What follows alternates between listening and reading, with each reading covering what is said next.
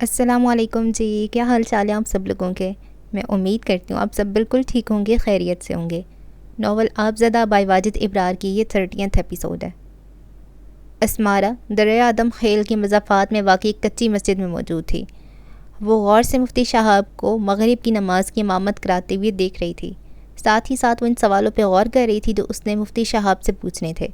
مفتی صاحب نماز سے فارغ ہو کر دعا میں مصروف ہو گئے۔ اسمارہ نے غور کیا تھا، مفتی صاحب کی دعاؤں میں پاکستان کی سلامتی اور بقا بھی شامل تھی۔ دعا سے فارغ ہو کر مفتی صاحب نے اپنے لوگوں کو وہاں سے ہٹ جانے کو کہا۔ سارے جماعتی مسجد سے باہر چلے گئے۔ 2 ہی لوگ وہاں باقی بچے تھے، جن میں سے ایک مسلح شخص غالباً مفتی صاحب کا گارڈ تھا اور دوسرا مؤدب انداز میں یوں سر جھکائے کھڑا تھا جیسے مفتی صاحب کے کسی حکم کا انتظار کر رہا ہو۔ اسمارہ نے چادر سے اپنا سر اچھی طرح ڈھانپ لیا۔ مفتی صاحب کے بلانے پہ وہ کھجور کے سوکھے پتوں سے بنی ہوئی ایک پرانی سی چٹائی پہ مفتی صاحب کے سامنے جا بیٹھی۔ مفتی صاحب نے اسے دیکھے بغیر ہی اپنی نظریں جھکا لیں۔ السلام علیکم مفتی صاحب، اسمارہ نے انتہائی ادب سے سلام کیا۔ وعلیکم السلام، امید ہمارے آدمیوں نے آپ کو پریشان نہیں کیا ہوگا یہاں تک آنے میں؟ مفتی صاحب کی بوڑھی آواز میں عاجزی تھی، اس کا لہجہ بہت مشفقانہ تھا۔ نہیں مفتی صاحب، مجھے کوئی پریشانی نہیں ہوئی، اسمارہ نے نفی میں سر ہلایا۔ امید ہے آپ میرے آنے کا مقصد جانتے ہوں گے۔ جی، ہم واقف ہیں آپ کے مقصد سے، اس لیے ہم نے حامی بھری اس ملاقات کے لیے۔ مفتی صاحب نے بدتری جھکی نظروں سے جواب دیا۔ بہت شکریہ، اور یہ شکریہ اس لیے بھی کہ آپ نے وزیرستان سے یہاں تک آنے کی زحمت کی۔ یہ کوئی زحمت نہیں ہے، ہمیں یاد ہے جو کچھ پہلے آپ کے ساتھ ہوا تھا۔ اللہ عزوجل آپ کے مرحوم شوہر کو جنت الفردوس میں جگہ دے۔ مفتی صاحب نے مشفق لہجے میں دعا کی۔ آمین، اسمارہ کے منہ سے نکلا۔ میں انٹرویو سے پہلے آپ کو کچھ دکھانا چاہتی ہوں، سارہ نے فون آن کرتے ہوئے کہا۔ وہ لاکٹ والی فوٹیج فون میں سیو کر کے لائی تھی۔ اس نے فون مفتی صاحب کی نظروں کے سامنے کرتے ویڈیو پلے کر دی تھی۔ فکر نہ کریں مفتی صاحب، اس کو شک نہیں ہوگا آپ پر، ویسے بھی لڑکی بے ہوش پڑی ہے، اندھیرے میں اسے لائے ہیں اور اندھیرے میں ہی خفیہ ایجنسی کے لوگ آئیں گے اور اسے لے جائیں گے۔ ویڈیو میں کچھ لمحے کی خاموشی کے بعد وہی شخص دوبارہ بولتا ہے۔ ارے نہیں نہیں مفتی صاحب، میں اچھی طرح جانتا ہوں، ویسے بھی کیمرہ اس کے شوہر کے پاس تھا، اسے ایسی جگہ ٹھکانے لگایا کہ کوئی مر کر بھی آپ کا نام ثابت نہیں کر سکتا۔ اگر کوئی مسئلہ ہوا بھی تو ایجنسی والوں سے میری بات ہو گئی ہے، وہ معاملہ دبا لیں گے۔ اس کے بعد مزید کچھ لمحوں کی خاموشی چھا جاتی ہے۔ مفتی صاحب کے چہرے پہ تشویش واضح تھی، وہ بڑے انہماک سے ویڈیو میں موجود گفتگو کو سن رہا تھا۔ فوج کا تو کام ہے حضور، ان کو کام کرنے دیں، میرا اور آپ کا کیا ہے، افغانستان ساتھ ہی تو کھڑا ہے۔ اس کے بعد بولنے والے کا کہکا سنائی دیتا ہے اور پھر خاموشی چھا جاتی ہے، جو کچھ لمحوں بعد ٹوٹ جاتی ہے۔ وزیرستان بھرا پڑا جوشیلے کارکنوں سے، انہیں بھی تو شہید ہونے کا موقع ملے، اور پھر فوج کچھ کر کے دکھائے گی تو امریکہ سے ڈالر ملیں گے۔ مزید خاموشی کے بعد ایک بار پھر وہ شخص بولتا ہے۔ آپ حکومت کی فکر نہ کریں، وہ کہتے ہیں نا جب میاں بیوی راضی تو کیا کرے گا قاضی۔ ویڈیو کلپ میں سنائی دینے والی یہ آخری بات تھی۔ مفتی صاحب نے ویڈیو ختم کرنے پہ افسوس بھرے انداز میں اللہ اکبر کہا۔ میرے پاس یہ ویڈیو ایک لمبے عرصے سے موجود ہے، میں جانتی ہوں مجھے صرف دھوکہ دینے کے لیے اس ویڈیو کا جال بچھایا گیا تھا۔ اسمارہ نے فون اس کی نظروں سے ہٹاتے ہوئے کہا۔ مجھے افسوس ہے کہ میں نے بہت عرصے تک اسے سچ سمجھا اور آپ کے خلاف ہونے والی باتوں کی ایک لمبے عرصے تک حمایت کرتی رہی۔ یہ ویڈیو میرے لیے زندگی کی شرط بن گئی تھی۔ اس ویڈیو کو حاصل کرنے کے لیے بہت سارے طریقے اپنائے گئے اور میں ہر بار اس کی حفاظت کرتی رہی۔ مجھے کیا خبر تھی کہ وہ اس ویڈیو کو چھیننا نہیں چاہتے تھے، بلکہ مجھے یہ سوچنے پہ اکسانا چاہتے ہیں کہ خود پہ ہونے والے جعلی حملوں کو میں فوج یا ایجنسی کا کام سمجھوں، اور میں کافی عرصے تک یہی سمجھتی رہی۔ اللہ شاید میری نیت جانتا تھا، اس لیے مجھے ہمت ہی نہ دی کہ میں ان اداروں کے خلاف بول سکوں۔ ہر گزرتے واقعے کے بعد مجھے اس بات کی تصدیق ہوتی چلی گئی کہ یہ ویڈیو صرف ایک جال ہے، اور میرا آپ کے خلاف آپریشن کے حق میں ہونا اس جال میں اٹک جانے کی نشانی تھی۔ مگر جب سے حقیقت مجھ پہ کھلی ہے، میں اس آپریشن کی مخالفت کرتی آئی ہوں۔ آپ کو ویڈیو دکھانے کا مقصد صرف اپنی مجبوری بتانا تھا، اور آپریشن کے حق سے لے کر مخالفت تک کی وجہ بتانا بھی مقصود تھا۔ اسمارہ نے مفتی شہاب اللہ کے چہرے پہ آئی تشویش کو تفصیل بتا کر دور کر دیا۔ استغفر اللہ، استغفر اللہ، دشمن بھی کیا کیا چال چلتا ہے، مگر وہ زیادہ بہتر چال چلنے والا ہے۔ مفتی صاحب نے آسمان کی طرف انگلی بلند کرتے ہوئے کہا۔ آپ آئے روز دیکھتے ہوں گے کہ حکومت اور فوج آپ کے خلاف آپریشن کی بات کرتی ہے، تحقیقات میں بھی آپ کا ہی نام سامنے آیا ہے۔ جو اسلام آباد میں اتنے لوگ مارے گئے، اس بارے میں آپ کیا کہیں گے؟ جی، ہم دیکھتے اور سنتے رہتے ہیں یہ باتیں، مگر ہمیں یقین دلایا گیا ہے کہ اگر ہم ہتھیار پھینک دیں تو ہمیں ریاست میں شامل کر لیا جائے گا۔ ہم بھی اس بات کی یقین دہانی کرا چکے ہیں کہ ہم ریاست کے خلاف نہیں ہیں۔ ہمارا مطالبہ صرف اس علاقے کی ترقی ہے، انصاف ہے، روزگار ہے۔ ہمارے پاس ہتھیار ضرور ہے، مگر ہم نے ان کا کبھی غلط استعمال نہیں کیا۔ یہ کام مولانا حشمت خان کے ہیں، وہ نہ صرف لوگوں کو ورغلا رہا ہے بلکہ دشمن کے کہنے پہ امن بھی خراب کر رہا ہے۔ تو کیا آپ کو حکومت اور فوج کی طرف سے دی گئی گارنٹی پہ اعتبار ہے؟ الحمدللہ اعتبار ہے، لیکن کوئی یہ نہ بھولے اگر اس بار بھی ہمیں دھوکہ دینے کی کوشش کی گئی تو ہم تیار بیٹھے ہیں لڑنے کے لیے، مفتی شہاب اللہ نے مضبوط لہجے میں کہا۔ مفتی صاحب، میرا یہاں آنے کا مقصد یہی ہے، حکومت چاہتی ہے کہ اس کی نیت پہ شک نہ کیا جائے۔ جس طرح کے حالات ہیں دشمن کوئی بھی چال چل سکتا ہے، بالکل ویسے ہی چال جو اس نے آپ کے خلاف اسلام آباد میں چلی اور میڈیا کی مدد سے ساری عوام کو آپ کے خلاف کر دیا۔ حکومت اور فوج بھی ان معاملات کے تحت آپ کے خلاف بیان دے رہی ہے تاکہ دشمن ڈھیلا رہے اور اسے تیاری کا موقع نہ ملے۔ آپ اطمینان رکھیں، آپریشن مولانا کے خلاف ہوگا اور دشمن اپنی ہی چال سے مار کھائے گا۔ بس دھیان رکھیں اگر کوئی سازش ہوتی ہے تو آپ اور آپ کے کارکن جذباتی نہ ہوں۔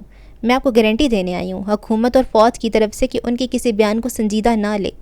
میں نے آپ کو جو ویڈیو دکھائی ہے اس کا ایک مقصد یہ بھی تھا کہ گارنٹی دینے سے پہلے میں آپ کو آپریشن کے حق اور بعد میں اس کی مخالفت کی وجہ سمجھا سکوں، تاکہ میری دی گئی گارنٹی کی اہمیت آپ کو سمجھ آ سکے۔ میں وعدہ کرتی ہوں یہاں ترقی بھی ہوگی، مولانا کے خلاف آپریشن کے بعد امن بھی ہوگا اور لوگوں کو روزگار بھی ملے گا۔ بس کچھ دیر آپ کو اپنے خلاف بیانات سننے ہوں گے۔ چند سال پہلے اگر میں آپ تک پہنچ سکتی تو حالات آج مختلف ہوتے۔ اسمارہ نے گہری سانس لیتی ہوئی کہا، خدا نیت دیکھتا ہے، تب میری نیت میں مشہور ہونا تھا، مجھے واقعی بہت شہرت ملی دنیا بھر میں، مگر اپنے شوہر کی لاش پر سے گزر کر۔ وہ افسردہ ہوتی ہوئی بولی، ٹھیک ہے، ہمیں آپ کی بات پہ بھروسہ ہے، آپ کے ذریعے ہم بھی حکومت اور فوج کو پیغام دیتے ہیں کہ اسے اگر آپریشن میں ہماری مدد کی ضرورت ہو تو ہم اور ہمارے کارکنان حاضر ہیں۔ جی مفتی صاحب، آپ کا پیغام انہیں مل جائے گا۔ اب میں ذرا آپ سے کچھ سوال کروں گی اور آپ ان کے اس طرح سے جواب دیں گے جیسے ابھی آپ گفتگو فرما رہے تھے۔ میں جانتی ہوں آپ ایک محب وطن شخص ہیں اور میں امید کرتی ہوں کہ جوابات میں بھی حب الوطنی نظر آئے گی۔ اسمارہ نے فون میں ویڈیو کیمرہ آن کر کے سامنے کھڑے شخص کی طرف بڑھاتے ہوئے کہا۔ مفتی شہاب اللہ نے انٹرویو کی حامی بھر لی۔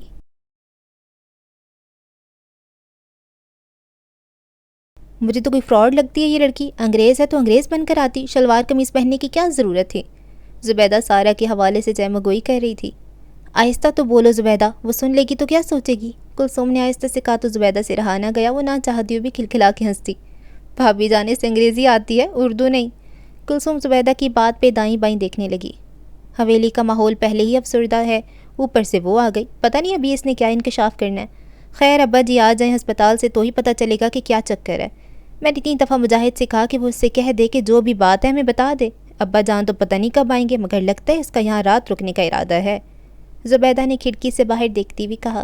سارہ صحن میں رکھی کرسی پہ بیٹھی غور سے حویلی کا جائزہ لے رہی تھی۔ اس نے کسی کو کچھ نہیں بتایا۔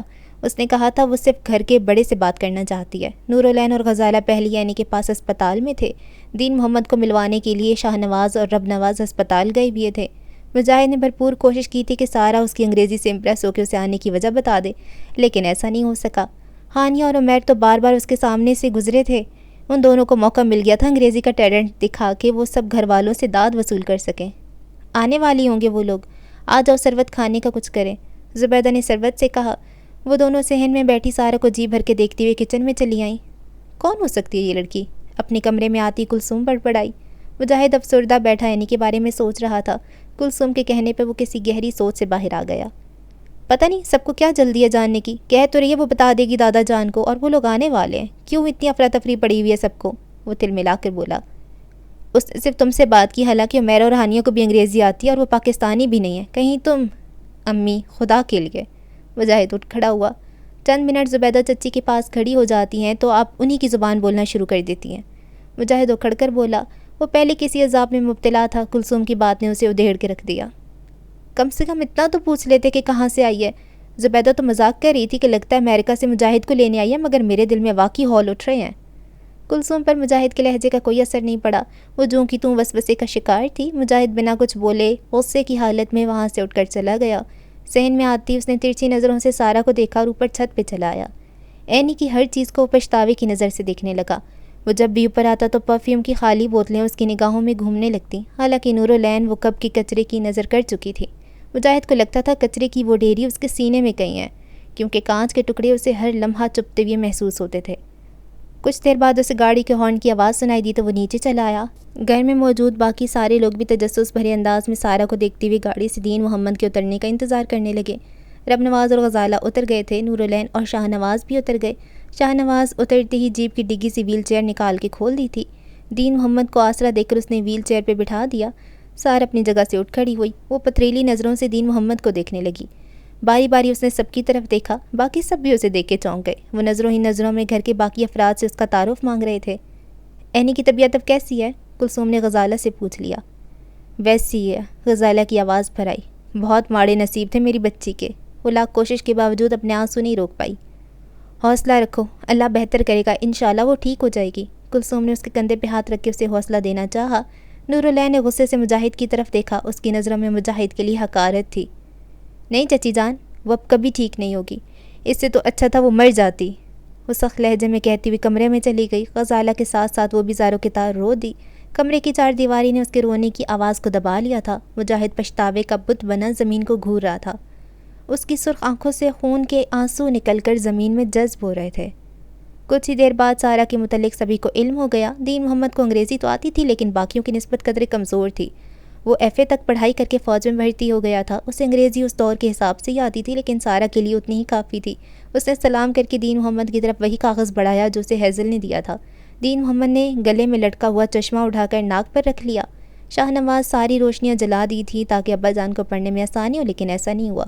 اخبار کی بڑی سرخیاں تو وہ پڑھ لیا کرتا تھا مگر ہاتھ سے لکھی گئی وہ باریک تحریر اس کی نظروں سے کوسوں دور تھی۔ رب نواز نے کاغذ اس کے ہاتھ سے پکڑ لیا۔ ایک نظر سب کی طرف دیکھ کر اس نے پڑھنا شروع کیا۔ پیارے ابا جان، السلام علیکم۔ میں جانتا ہوں کہ پیارے ابا جان کہنے کا حق میں برسوں پہلے کھو چکا ہوں۔ ایک سطر پڑھ کے رب نواز نے دین محمد کی طرف دیکھا۔ سبھی بڑوں کے حقہ بکا چہرے تشویش کا شکار ہونے لگے۔ باقی سب کے چہروں کی طرح اس کے چہرے پر بھی تشویش اور افسردگی امڑ آئی تھی۔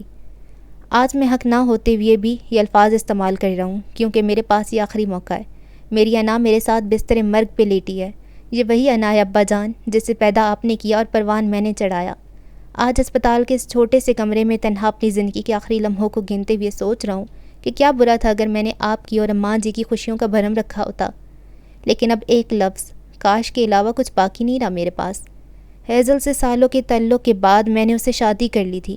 میری ایک بیٹی ہے سارہ، وہ بھی صرف 4 سال کی ہے۔ ہیزل نے مجھے بتایا کہ اس نے اسے ایک ایسے اسکول میں داخل کروا دیا جہاں وہ 24 گھنٹے رہا کرے گی۔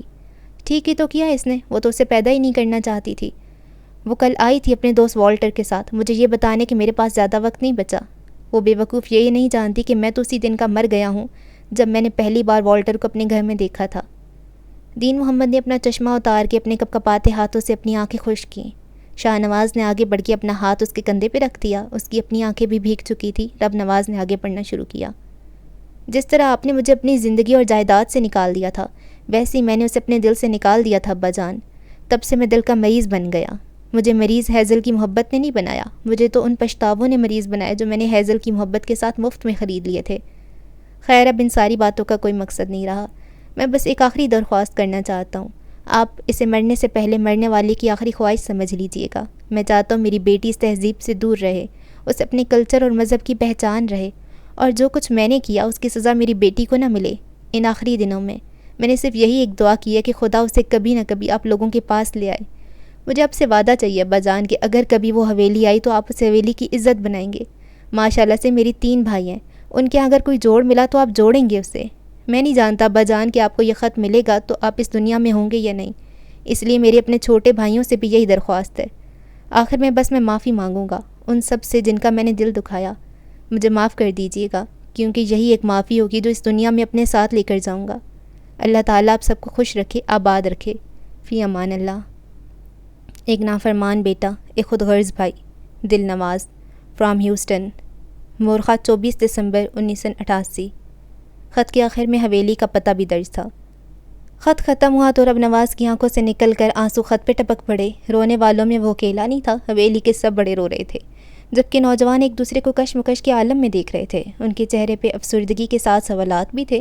انہوں نے آج تک دل نواز کا نام نہیں سنا تھا، سنتے بھی کیسے؟ وہ سب تو پیدا بھی نہیں ہوئے تھے جب دل نواز حویلی چھوڑ کر امریکہ چلا گیا تھا۔ تعلق تو وہ جاتے جاتے ساری توڑ گیا تھا لیکن ہمیشہ ایسا نہیں رہا تھا۔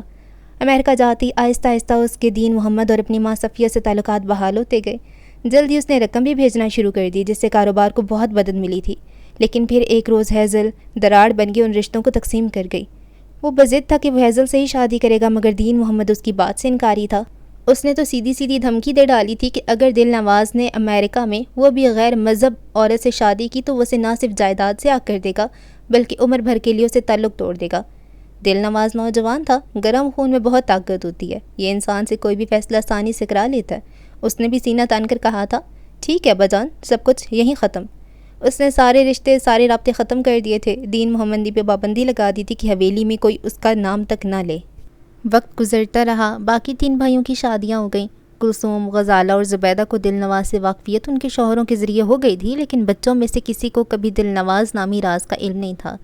وہ اسی لیے ہکا بکا ایک دوسرے کی طرف نہ سمجھ آنے والی نظروں سے دیکھ رہے تھے۔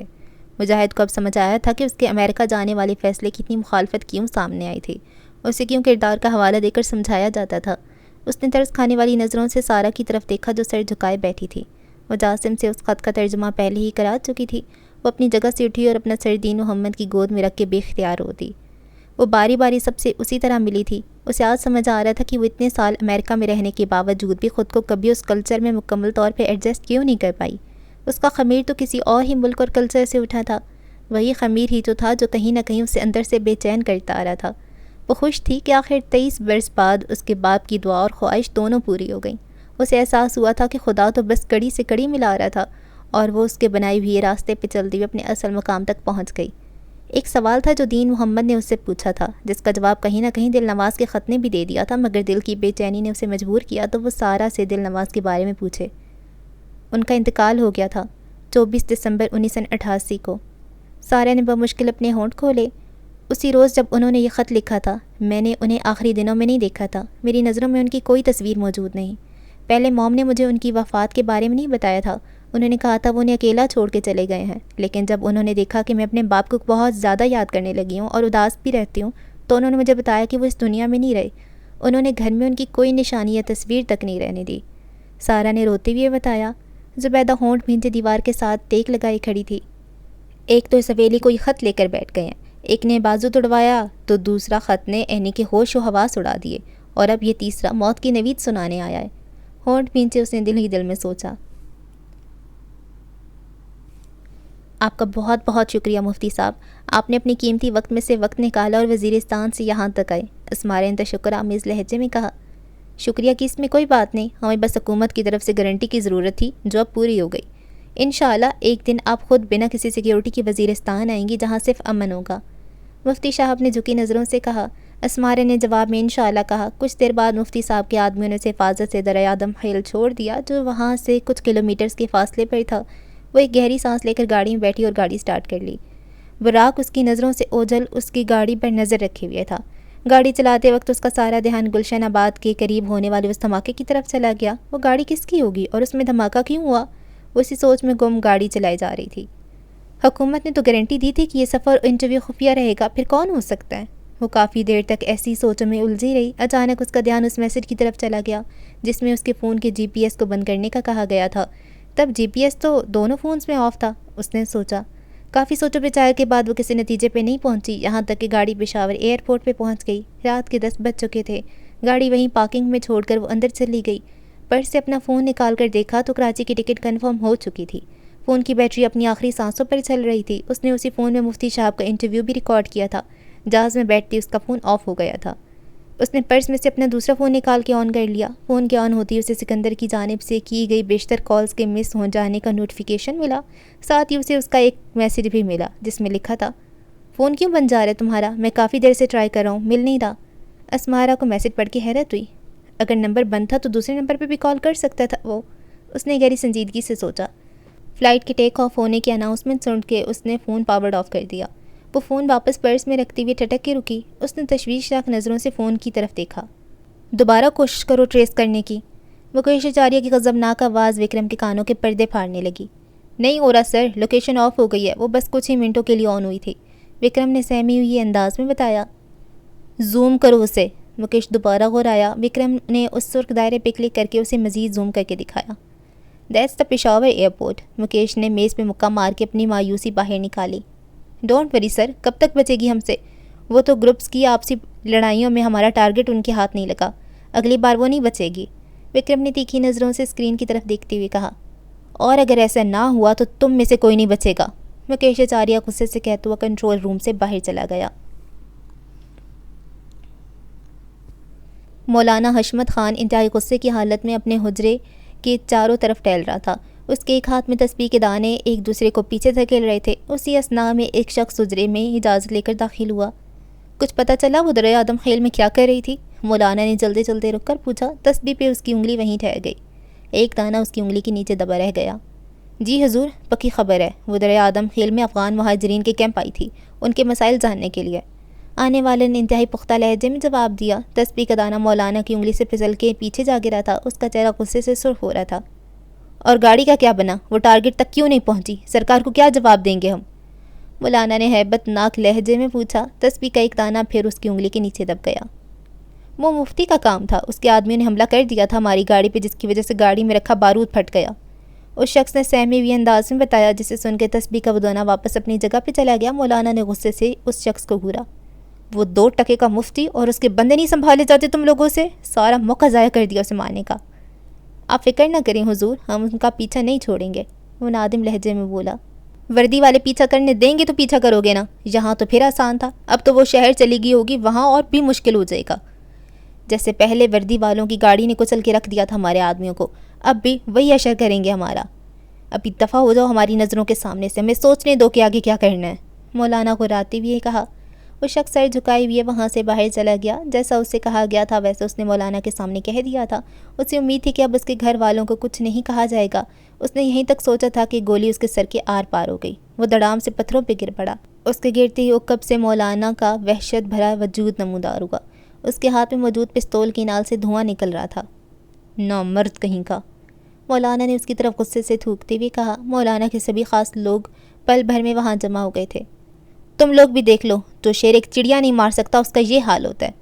اس نے اپنا غصہ کم کرنے اور بندوں کو ڈرانے کے لیے ایسا کہہ تو دیا، مگر وہ بخوبی جانتا تھا کہ شیر ایک اڑتی ہوئی چڑیا کو کبھی نہیں مار سکتا۔ رات کی اجارہ داری ختم ہوئی تو سورج نے کمان سنبھال لی۔ وہ آہستہ آہستہ آسمان پہ چھا گیا۔ اس کا عہدہ سنبھالتے ہی عینی کے بستر پہ لیٹی سارا کی آنکھ کھل گئی تھی۔ کھڑکی سے داخل ہونے والی سورج کی تیز نما شعاع ان کی آنکھوں پہ حملہ کیا تھا۔ اٹھتے ہی اس نے ادھر ادھر یوں دیکھا جیسے وہ بھول چکی ہو کہ وہ رات کو کہاں سوئی تھی۔ اپنے بال سمیٹ کر وہ کمرے سے باہر آ گئی۔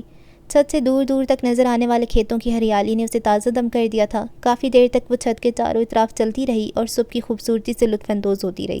ایک گہری سانس لے کر اس نے نیچے صحن میں جھانکا، جہاں اسے دین محمد اخبار کے صفحے پلٹتے ہوئے دکھائی دیا۔ کچن سے آنے والی آوازوں سے اسے اندازہ ہو گیا تھا کہ وہاں کون سی مہم جوئی ہو رہی ہے۔ وہ خرامہ خرامہ سیڑھیاں اتر کے نیچے چلی آئی۔ وہ حویلی کے چاروں اطراف غور سے دیکھ رہی تھی۔ شاہ نواز کی اس پہ نگاہ پڑی تو وہ استغفر اللہ کہتا ہوا اپنے کمرے میں واپس چلا گیا۔ کیا بھوت دیکھ لیا صبح؟ زبیدہ نے اس کے اندر آتے ہی طنز کا تیر چلایا۔ وہ شاہ نواز کے کپڑے استری کر رہی تھی۔ سین میں کھڑا ہے، جا کر دیکھ لو تم بھی، دل نواز بھائی نے بھی جنت چھوڑ کے نری دوزخی کمائی ہے، شاہ نواز نے مایوسی سے کہا۔ زبیدہ نے استری چھوڑ کے دروازے پر جا کر جھانکا۔ اس کا منہ کھلے کا کھلا رہ گیا۔ سارا اسے بنا دوپٹے کے ٹراؤزر اور شرٹ میں دکھائی دی۔ اسے شاہ نواز کا استغفار کہنا سمجھ میں آ گیا۔ امریکہ سے آئی ہے، اس میں کون سی بڑی بات ہے؟ وہاں تو سنا عورتیں اس سے بھی گیا گزرا لباس پہنتی ہیں۔ وہ واپس آتی ہوئی بولی اور دوبارہ استری پکڑ لی۔ 2-4 دن یہاں رہے گی تو سیکھ جائے گی کہ کب کیا پہننا ہے۔ تم نہ اپنا خون جلانے لگ جانا، پہلی بہت جلا لیا کچھ دنوں میں۔ خون جلتا نہیں، کھولتا ہے بھائی کی اولاد کو اس حال میں دیکھ کر، شاہ نواز نے ہونٹ بھینچے۔ اچھا بس دوسروں کے سامنے نہ کہنے لگ جانا، ورنہ $1 بھی نہیں ملے گا۔ زبیدہ نے مڑ کے اسے دیکھتی ہوئی اس کی بات قطع کی۔ کون سا $؟ شاہ نواز نے اسے گھورا۔ یہ ہر وقت بلی بن کے چیچڑ کے خواب دیکھنا چھوڑ دے۔ نہ مجھے کیا ضرورت ہے بلی بننے کی، اس نے استری وہیں چھوڑ دی۔ دل نواز بھائی کچھ نہ کچھ تو اس کے لیے چھوڑ کر گئے ہوں گے نا، اب اگر اسے یہاں رہنا تو اپنی جائیداد بیچ کر یہاں ہی لائے گی وہ، لہٰذا جب $، یہاں آئیں گے تو سب میں بٹیں گے۔ وہ للچائی ہوئے لہجے میں کہتی ہوئی شاہ نواز کے قریب چلی آئی۔ اس لیے کہہ رہی ہوں تم سے فتوے نہ دینے لگ جانا، جہاں باقی سب وہیں ہم۔ شاہ نواز نے اس کی بات کا کوئی جواب نہیں دیا۔ اس نے زبیدہ کو محض گھورنے پہ گزارا کیا تھا۔ کچھ دنوں تک مجاہد کو ٹکٹ ہو جائے گی، میں سوچ رہی تھی آپ رابعہ اور اس کا نکاح کا ذکر چھیڑ دیں ابا جی سے۔ جب سے آنے والی بات ہوئی ہے ان دونوں کی بات بیچ میں ہی دب گئی، ایسا نہ ہو لڑکا دل نواز بھائی کی طرح ہمارے ہاتھوں سے نکل جائے اور ہم منہ دیکھتے رہ جائیں۔ کچھ تو میری داڑھی کا خیال کر زبیدہ، پہلے جوا اس کے بعد اچھا لگتا ہوں دوبارہ اس منحوس کے رشتے کی بات کرتا ہوا۔ شاہ نواز سٹ پٹا کر رہ گیا۔ تو اس میں برائی کیا ہے؟ ویسے بھی مجاہد نے خود کہا تھا کہ وہ اسے نکاح کے لیے پھر سے تیار ہے، جب لڑکا راضی ہے تو تم کیوں قاضی بننے پہ تلے ہو؟ ٹھیک ہے، زبیدہ نے لمحہ بھر کے توقف کے بعد کہا۔ تم سے نہیں ہوتی تو میں ڈال دوں گی ابا جی کے کان میں بات، بس مہربانی کر کے وہاں خاموش رہنا، زبیدہ نے اس کے آگے ہاتھ جوڑ کے بناوٹی لہجے میں کہا۔ بات سمجھنے کی کوشش کر زبیدہ، حویلی کے حالات ایسے نہیں کہ کسی نکاح کی بات کی جائے۔ رب نواز بھائی اور غزالہ بھابھی کیا سوچیں گے؟ جو کچھ ان پہ گزری ہے ہمیں اس سے کوئی سروکار نہیں۔ بیٹی ان کی ہسپتال میں پڑی ہے اور تم مجھے بتا رہی ہو کہ میں ابا جی سے نکاح کی بات کروں؟ اور اپنی بیٹی کی حالت کو دیکھو، اس حال میں نکاح کروا دیں اس کا، شاہ نواز نے اسے سمجھاتے ہوئے کہا، لیکن وہ جو شاہ نواز کو سمجھانا چاہتی تھی وہ اس کی سمجھ میں نہیں آ رہا تھا۔ عینی کا علاج جتنا لمبا ہے کسی کو نہیں پتہ اسے اسپتال سے کب چھٹی ملے گی۔ مجاہد نے یہاں بیٹھے تو نہیں رہنا، 1-2 دن میں کہہ رہا تھا کہ اس کی ٹکٹ ہو جائے گی، ہاتھ ملتے رہ جائیں گے ہم، بتا رہی ہوں میں تمہیں۔ ویسے بھی میں نے بات کرنی ہے، میں کر لوں گی۔ رب نواز بھائی جان اور غزالہ بھابھی ویسے بھی کون سے قصیدے پڑھتے رہتے ہیں ہماری شان میں، بری تمہیں ویسے ہی لگتی انہیں، بدلے میں میری بیٹی کی زندگی بن جائے تو کیا مذائقہ ہے؟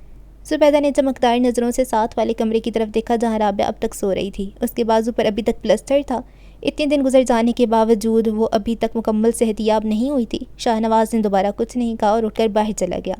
وہاں سارہ اسے دکھائی نہیں دی۔ نورالعین اسے پہلے اپنے کمرے میں لے گئی تھی۔ اس نے سارہ کو پہننے کے لیے اپنے کپڑے دے دیا اور وجہ بھی اسے سمجھا دی۔ سارہ کو برا نہیں لگا تھا، وہ آسانی سے متفق ہو گئی تھی۔ ویسے بھی وہ کافی دنوں سے پاکستان گھوم رہی تھی، اب تک اسے اس لباس اور کلچر سے کافی حد تک واقفیت ہو گئی تھی۔ کچھ ہی دیر میں دسترخوان لگ گیا۔ سارہ زمین پر بیٹھ کر کھانے کی عادی نہیں تھی، لیکن سروت کے کہنے کے باوجود اس نے نیچے بیٹھنے کو ہی ترجیح دی۔ ناشتے پہ وہ سب کی توجہ کا مرکز بنی ہوئی تھی۔ اس کے نوالہ توڑتی شاہ نواز نے اسے پہلے بسم اللہ پڑھنے کو کہا۔ بسم اللہ پڑھ کر کھانا شروع کرتے ہیں، اس سے کھانے میں برکت ڈلتی ہے اور کوئی بھی چیز نقصان نہیں دیتی۔ مجاہد نے اسے ٹھیک طرح سے سمجھایا۔ سارہ کو ان الفاظ سے پہلے ہی واقفیت تھی، وہ عبداللہ اور شندانہ کے ساتھ کھانا کھاتی ان الفاظ کو سنا کرتی تھی، لیکن اس نے خود کبھی نہیں کہے تھے وہ الفاظ۔ مجھے یہ زبان نہیں آتی، سارہ نے معذرت کرتی ہوئے شاہ نواز کی طرف دیکھا۔ سب نے ایک دوسرے کی طرف دیکھا۔ دین محمد کا ہاتھ بھی وہیں رک گیا۔ افسوس کی ایک لہر اس کے اندر تک دوڑی، مگر اس نے چہرے سے ظاہر نہیں ہونے دیا۔ کوئی بات نہیں بیٹا، سیکھ جاؤ گی، ہمیں بھی نہیں آتی تھی، ہم نے بھی سیکھی تھی اپنے بچپن میں۔ دین محمد نے اسے محبت بھری نگاہوں سے دیکھتے ہوئے کہا۔ باقی سب کے چہرے بھی نارمل ہو گئے تھے سوائے شاہ نواز کے۔ مسلمان دنیا کے کسی بھی کونے میں ہو، یہ ابتدائی باتیں تو اسے آتی ہیں، زبان چاہے آئے نہ آئے، اس نے بدتریز افسوس بھرے لہجے میں کہا۔ سارہ نہ سمجھ آنے والے انداز میں مجاہد کو دیکھنے لگی۔ مجاہد نے ہچکچاتے ہوئے ترجمہ کر دیا تھا شاہ نواز کی بات کا۔ لیکن میں مسلمان نہیں ہوں، سارہ نے بلا اختیار کہا۔ وہاں موجود سبھی کو اس بات کی سمجھ آ گئی تھی۔ شاہ نواز کا منہ کھلے کا کھلا رہ گیا۔ وہ وہاں توبہ استغفار کرتا ہوا اٹھ کھڑا ہوا۔ دین محمد نے اسے رکنے کو کہا۔ جائز نہیں ابا جان ایسے لوگوں کے ساتھ کھانا پینا جو اپنا مذہب بدل لیں، وہ دو ٹوک انداز میں بولا۔ زبیدہ بھی اس بات میں سر ہلاتی ہوئی اٹھ کھڑی ہوئی۔ مجھے تو الٹی آ رہی ہے ابا جی، وہ برا سا منہ بنا کر بولی۔ غزالہ نے اس کی طرف تنزیہ نظروں سے دیکھا۔ الٹی آئی ہوتی تیسری بار تو آج دوسروں کے بیٹوں پہ نظر نہ جمائی پھرتی، اس نے دل ہی دل میں مجاہد کی طرف دیکھتے ہوئے سوچا۔ سارہ ان دونوں کے اس رویے پر انہیں بکھلا کر دیکھنے لگی۔ دین محمد نے ان دونوں کو ڈانٹ کر دوبارہ بیٹھنے کو کہا۔ وہ دونوں چپ چاپ اپنی جگہ پہ دوبارہ بیٹھ گئے۔ 4 سال کی معصوم بچی تھی جب دل نواز چھوڑ گیا اسے۔ اتنی سی عمر کے بچوں کا تو کوئی مذہب نہیں ہوتا، اس کی ماں نے اسے جس راستے پہ چلنا سکھایا وہ اس پہ چل رہی ہے، اس میں اس بیچاری کا کیا قصور؟ ہمیں چاہیے اس کے ساتھ ایسا رویہ رکھیں، ایسی مثال بنے کہ اسے دیری نہ لگے اصل راستے کی طرف آنے میں۔ جو تو کرنے لگا تھا اس طرح اگر اسلام کے بڑوں نے کیا ہوتا تو آج وہ دنیا بھر میں پھیلا نہ ہوتا۔ بچوں کا بھی مذہب ہوتا ہے بجان، مسلمان کا بچہ پیدائشی مسلمان ہوتا ہے، شاہ نواز نے اکھڑے لہجے میں جواب دیا۔ سارہ الجھی ہوئی نظروں سے مجاہد کی طرف دیکھ رہی تھی، اسے کسی کی بات سمجھ نہیں آ رہی تھی، البتہ سب کے چہروں پہ لکھی ہوئی تاثرات اسے سمجھ آ رہے تھے۔ وہ دل ہی دل میں عبداللہ اور جاسم کے بارے میں سوچنے لگی۔ ان لوگوں کے چہروں پر اس نے کبھی اپنے لیے ایسے تاثرات نہیں دیکھے تھے۔ اسے لگا کہ شاید یہاں سب لوگ اسے عیسائی سمجھ رہے ہیں۔ وہ وضاحت کے لیے بول اٹھی، میرا کسی بھی مذہب سے کوئی تعلق نہیں، بچپن سے اب تک میں نے کسی بھی مذہب کو نہیں اپنایا، بلکہ میں تب سے اب تک کسی ایسے راستے کی تلاش میں ہوں جس پہ چل کے میں خدا کو پہچان سکوں، اسے محسوس کر سکوں۔ سارہ نے ان سب کو وضاحت دیتی ہوئی کہا جیسے مجاہد نے سب کو سمجھا دیا۔ دین محمد نے اطمینان کی سانس لی، وہ جانتا تھا اس کی تلاش یہاں کر ختم ہو سکتی ہے۔ رات بھر جس غم میں وہ دل نواز کے حوالے سے جلتا رہا تھا اس میں سارہ کی بات نے کسی حد تک کمی کر دی تھی۔ سب کے چہروں پہ اطمینان دے کر سارہ کے چہرے کی رونق بحال ہو گئی۔ ناشتے کے دوران ہی اس کا فون بجنے لگا۔ فون اسکرین پہ جیزی لکھا دیکھ کر اس کا چہرہ کھل اٹھا۔ میرے دوست کا فون ہے جو مجھے یہاں تک چھوڑ گیا تھا، وہ ایکسکیوز کرتے ہوئے وہاں سے چلی آئی۔ شاہ نواز نے کراہت بھری نظروں سے اسے وہاں سے جاتے ہوئے دیکھا۔ کیسے ہو تم جیزی؟ اس نے کال اٹینڈ کرتے ہوئے کہا اور سیڑھیاں چڑھتی ہوئے اوپر چلی آئی۔ ٹھیک ہوں، وہ جمائی لیتے ہوئے بولا۔ سوئے نہیں رات بھر؟ سارہ نے اس کی آواز سے بھانپ لیا کہ اس کی نیند پوری نہیں۔ 2-4 دن میں عادت ہو جائے گی، آ جایا کرے گی نیند۔ خیر تم بتاؤ کیسے لگے تمہیں تمہارے اپنے؟ سب بہت اچھے ہیں. مجھے سب کا یوں مل جل کے رہنا بہت پسند آیا ہے. یہاں بہت سارے لوگ ہیں اور مزے کی بات تو یہ ہے کہ سب مل کر زمین پر بیٹھ کر کھانا کھاتے ہیں, بالکل ویسے ہی جیسے ہم نے ہنزا وادی میں دیکھا تھا. وہ پرجوش ہوتے ہوئے بولی. یہ تو بہت اچھی بات ہے. ہمارا اصل کلچر ویسے یہی تھا جو اب آہستہ آہستہ ختم ہو رہا ہے. جاسم نے ایک بار پھر جمائی لیتے ہوئے کہا. خیر اور بتاؤ, ان لوگوں نے تمہارا کیسا ویلکم کیا؟ رات سب کچھ ایموشنل ہو گیا تھا. بابا کی موت کا علم نہیں تھا انہیں اسی لیے, لیکن اب سبھی نارمل لگ رہے ہیں. وہ نیچے صحن کی طرف دیکھتی ہوئے بولی. ظاہر ہے ایک بار تو جذباتی ہونا ہی تھا انہیں. مجھے خوشی ہوئی جان کر وہ تم سے مل کر خوش ہوئے. خیر یہ بتاؤ, اب سارے دن وہیں گزارو گی یا کہیں گھومنے بھی جاؤ گی؟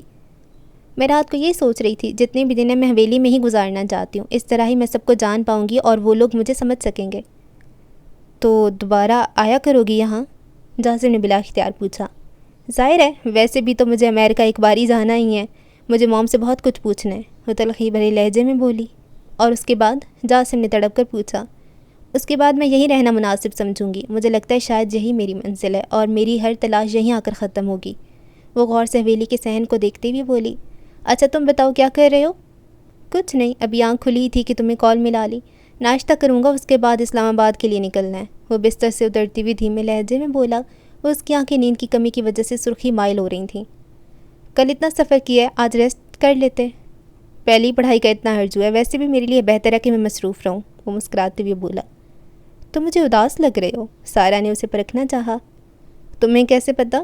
اس نے جھٹ سے پوچھا. ساتھ ہی وہ مسکرا دیا. تمہاری اس مسکراہٹ نے بتایا. میں نے نوٹ کیا تم بہت کم مسکراتے ہو, اور جب مسکراتے ہو تو اداس ہوتے ہو. سارا نے انتہائی سنجیدگی سے جواب دیا. جاسم نے طمانیت سے ہاتھ میں پکڑے فون کو دیکھا اور دوبارہ کان سے لگایا. اتنے کم دنوں میں کافی جان لیا تم نے میرے بارے میں. وہ فون کان سے لگائے اپنے کمرے سے باہر چلا آیا. 2-4 باتوں کے بعد دونوں کے درمیان کال ختم ہو گئی. شندانہ نے میز پہ ناشتہ لگواتی ہوئی جاسم کو فون پر بات کرتے ہوئے دیکھ لیا تھا. اسے یہ جاننے میں مشکل نہیں ہوئی تھی کہ وہ سارا سے بات کر رہا تھا.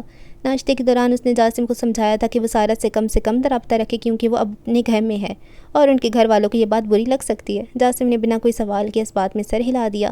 اندر ہی اندر وہ بکھر کے رہ گیا تھا, مگر شندانہ کی بتائی ہوئی وجہ اس کے لیے قابل قبول تھی. اس نے ماں باپ کو نہ کہنا سیکھا ہی نہیں تھا. ایک گہری سانس لے کر وہ ناشتے کی میز سے اٹھ کر اپنے کمرے میں چلا گیا. تمہیں ابھی اسے ایسا نہیں کہنا چاہیے تھا, عبداللہ نے شندانہ سے کہا. وہ خود سمجھدار ہے, اس نے خود ہی فاصلہ رکھ لینا تھا. کچھ غلط تو نہیں کہا میں عورت ہوں, بہتر سمجھتی ہوں ان باتوں کو. پھر آپ نے بھی تو وہ خط پڑھا تھا, لیکن خط میں یہ کہیں نہیں لکھا تھا کہ سارا بھی مجبور ہو کر ان کی ہاں میں ہی کسی سے شادی کرے گی. وہ جاسم کو پسند کرتی ہے. میرا نہیں خیال اسے کوئی زبردستی کسی کے ساتھ جوڑ سکتا ہے. میرا خیال ہے اسے سارا سے رابطہ رکھنا چاہیے تاکہ اسے فیصلہ کرنے میں مشکل نہ ہو. دیکھو شندانہ, میرا بیٹا جس بات پر خوش ہے مجھے اس بات پر کوئی اعتراض نہیں. بہرحال فیصلہ تو سارا کو ہی کرنا ہے. وقت تیز رفتاری سے گزر رہا تھا. سارا کو حویلی آئے 4 دن گزر چکے تھے. ان 4 دنوں میں اس کی حویلی میں سبھی کے ساتھ واقفیت ہو گئی تھی سوائے شاہ نواز کے. اس نے جب بتایا کہ وہ لکھنے کے ساتھ ساتھ ایک مصورہ ہے تو شاہ نواز پر یہ بات انتہائی ناگوار گزری تھی. تصویریں بنانا گناہ ہے, فرشتے نہیں آتا ایسے گھروں میں جہاں تصویریں لگی ہوں. اس نے دین محمد کے سامنے دلیل رکھی, لیکن سارے نے بتایا کہ وہ صرف قدرتی حسن کو پینٹ کرتی ہے, جانوروں یا انسانوں کو نہیں. جیسے تیسے شاہ نواز نے یہ بات ہضم کی تھی کہ اس نے اگلا انکشاف کرتے ہوئے بتایا کہ انٹرنیٹ پہ لوگ اسے دیکھتے ہیں اور وہ ٹی وی پر بھی انٹرویو دے چکی ہے. اس بات پر ابھی کوئی بحث نہیں ہوئی تھی کہ مجاہد نے سب کو امریکہ کی ٹکٹ بک کرانے کی خبر سنا دی. 10 دن بعد اس کی فلائٹ تھی. سارا نے اپنے واپس لوٹنے کے حوالے سے بھی کسی کو کچھ نہیں بتایا تھا. گزشتہ روز اس کی ہیزل سے فون پر بات ہوئی تھی اور وہ بہت کچھ پوچھتے رہ گئی تھی. وہ چاہتی تھی کہ وہ جب ایک آخری بار امریکہ جائے گی تو سارے سوال پوچھ کر آئے گی. اینی کی حالت اب خطرے سے باہر تھی. اس کی زندگی بچ گئی تھی اور اس کی ذہنی حالت کے بارے میں بھی ڈاکٹروں نے یہی امید دلائی تھی کہ علاج مکمل ہوگا تو وہ ٹھیک ہو جائے گی. مجاہد نے اپنے اور اینی کے تعلق کے علاوہ اینی کے بارے میں سارا کو بتا دیا تھا. اسے بتانا پڑا کیونکہ وہ روز کسی نہ کسی کو اسپتال کے لیے جاتا دیکھتی تھی. اس کے علاوہ وہ اینی کے کمرے میں ٹھہری ہوئی تھی. اس کی تصویر اور اس کی چیزیں دیکھ کر اس نے مجاہد سے پوچھ ہی لیا تھا اینی کے بارے میں. امی کتنی پیاری ہے نا سارا اپی, گھنگریالے بال, بھوری آنکھیں, لمبا قد اور دودھ جیسی گوری رنگت. ہانیہ نے سارا کو دیکھتے ہوئے زبیدہ کے کان میں سرگوشی کی. زبیدہ نے اسے گور کے دیکھا تھا. یہ باتیں اب باہر دوسروں کے سامنے کہنے کی ضرورت نہیں, سب کو ہی پتہ ہے وہ کتنی خوبصورت ہے. تمہیں تشریح کرنے کی ضرورت نہیں. اور ہاں, ماں کو بھی تھوڑے بہت انگریزی کے لفظ سکھا دو. غزالہ اور کلثوم بھابھی کو تو تھوڑے بہت آتے ہی ہیں اور وہ بول بھی لیتی ہیں اس سے. میں ہی بونگوں کی طرح اشاروں سے سمجھاتی رہتی ہوں اسے اپنی بات. جاہل سمجھتی ہوگی وہ مجھے, زبیدہ نے دانت پیستے ہوئے کہا. میں تو سکھا دوں گی امی, لیکن ابو کو پتہ چلے گا تو وہ بہت ڈانٹیں گے, اور وہ ڈانٹتے بھی سب کے سامنے ہیں. ہانیہ نے معصوم سی شکل بنا کر کہا. کچھ نہیں کہتے. ابھی تو مجھے یہ بتا کہ اگر میں نے سارا کی تعریف کرنی ہو تو کیسے کروں؟ یہ تو بہت آسان ہے میاں، آپ اسے کہیں کہ یو آر بیوٹیفل، سارا نے ایک ایک لفظ پہ زور دیتے ہوئے کہا۔ اگلے 10 منٹ سے زبیدہ کو یہ فکرہ رٹانے میں لگ گئے تھے۔ فکرہ یاد ہوا تو زبیدہ چہرے پہ روب ڈالے کسی فاتح کی طرح کمرے سے نکلی۔ سارا صحن میں بیٹھی تھی، سوائے شاہ نواز اور رب نواز کے سبھی صحن میں موجود تھے، شام کی چائے کا انتظار کر رہے تھے۔ کلثوم نے زبیدہ کو دیکھتی اسے کچن سے آواز دی، ناک چڑھاتی وہ ایک نظر سارا کو دیکھتی ہوئی کچن میں چلی گئی۔ جی بھابھی، کچن میں داخل ہوتی اس نے اکتاہٹ بھرے لہجے میں پوچھا۔ یہ چائے لے جاؤ، سب انتظار کریں، میں ذرا ابا جی کے لیے ایک کپ بنا دوں بغیر چینی کے۔ کلثوم نے سارے کپ ٹرے میں رکھ کے ٹرے اسے سما دی۔ باری باری اس نے ٹرے سب کے آگے کی اور ایک آخری بچ جانے والا کپ خود اٹھا کے ستون کے ساتھ ٹیک لگا کے کھڑی ہو گئی۔ وہ دل ہی دل میں ہانیہ کا بتایا ہوا جملہ یاد کرنے لگی۔ اس کے چہرے کا رنگ بتا رہا تھا کہ وہ جملہ بھول گئی تھی۔ ٹھیک ہی کہتا ہے شاہ نواز، انگریزی بھی کوئی زبان ہے، بولتی ہوئی ایسا لگتا ہے کہ جیسے منہ ٹیڑھا ہو گیا ہو۔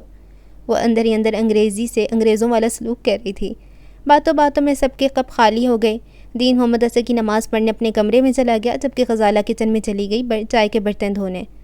شام کے سائے آہستہ آہستہ ڈھلنے لگے تھے۔ سارا چھت پہ چلی آئی، ہانیہ اور عمیر بھی اس کے ہمراہ چلے آئے تھے۔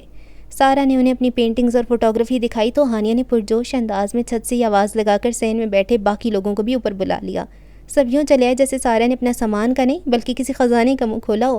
خاص طور پہ زبیدہ کو تو ایسا ہی لگا تھا۔ وہ بھاگتی ہوئی آئی تھی، مگر تصویریں اور پینٹنگز دیکھ کے اس کی امیدوں کے کینوس پہ پانی پھر گیا۔ غزالہ بھی ہلا گلا سن کے اوپر آ گئی، اس کا چہرہ سرخ ہو رہا تھا۔ یہ کمرہ میری بیٹی کا ہے، سارا کو کچھ دنوں کے لیے رہنے کو دیا، اس کا یہ مطلب نہیں یہاں میلہ لگا لیا جائے، اس نے آتی کڑوے لہجے میں کہا اور زبیدہ کو کھا جانے والی نظروں سے دیکھا۔ باقی سب تو بچے ہیں، تو بڑی سمجھدار ہے، کچھ تو خدا کا خوف کر، میری بیٹی کی زندگی اجاڑ کر یہاں رونق دیکھنے چلی آئی۔ نہ میرا اس میں کیا قصور، اپنے کرتوتوں کی وجہ سے وہ ہسپتال میں پڑی ہے، وہی سب کچھ جب میری بیٹی کے ساتھ ہوا تب تو کسی کو خیال نہیں آیا، وہ بھی تو اپنے بستر پہ پڑی ہے تب سے، بس آپ سے ہمارا ہنسنا کھیلنا برداشت نہیں ہوتا، اور کوئی وجہ نہیں۔ زبیدہ نے اینٹ کا جواب پتھر سے دیا۔ نور العین سے برداشت نہیں ہوا تو وہ غزالہ کو لے کر نیچے چلی گئی۔ مجاہد کا سر جھک گیا تھا، تھوڑی دیر پہلے ہنسنے کھلنے والے سارے چہرے مرجھا کے ادھر ادھر بکھر گئے۔ سارا بہت شرمندہ تھی، وہ سوچ رہی تھی کہ شاید اس کی وجہ سے ماحول خراب ہوا ہے۔ مجاہد نے اسے سمجھا بجھا کے اس بات پر قائل کر لیا تھا کہ وہ دونوں چچیوں کی آپس کی بات تھی، اس کا اس میں کوئی قصور نہیں۔ آج تو حد کر دی غزالہ بھابی نے، سارا کا بھی لحاظ نہیں کیا، اس کے سامنے ہی سنانے لگ گئی۔ مغرب کی نماز کے بعد شاہ نواز گھر آیا تو زبیدہ کا پھولا ہوا منہ کھل گیا۔ اتنا کچھ ہونے کے بعد بھی تمہاری روح کو چین نہیں ملا، ابھی بھی غزالہ بھابی سے بیر ختم نہیں ہوا تمہارا؟ شاہ نواز نے الٹا اسے ڈانٹ دیا۔ بیٹ تو انہوں نے ہمارے ساتھ دکھایا تھا، آپ کو بھول بھی گیا ہے نہیں کا خط؟ بڑی بات ہے، زبیدہ نے طنز کرتے ہوئے کہا۔ بیٹی کا خط تو ابھی تک یاد ہے، تبھی تو اس سے بات نہیں کرتے، یہ اچھا انصاف ہے تمہارا مولوی صاحب۔ زبیدہ بس کر دے، خدا کا واسطہ ہے، جو وقت گھر میں ملتا ہے مجھے اسے برباد نہ کیا کر۔ شاہ نواز نے اس کے آگے ہاتھ جوڑتی ہوئی اس کی منت کر دی۔ چلو ٹھیک ہے، چھوڑو اس بات کو، ایسے ہی میرا موڈ خراب تھا تو تم سے شکوہ کر دیا، ظاہر ہے اب مجھے بھی تو کسی نہ کسی طرح دماغ ٹھنڈا کرنا ہی ہوتا ہے، منہ پر تو میں انہیں کچھ نہ کہہ سکتی، سب کی لاڈلی جو ہیں وہ۔ خیر چھوڑو، ویسے بھی ہر امید پر پانی پھیرنا کوئی نئی بات نہیں ہے میرے لیے۔ اب کس نے پانی پھیر دیا؟ شاہ نواز نے طنز کیا۔ سارا نے، اس نے بے اختیار کہا۔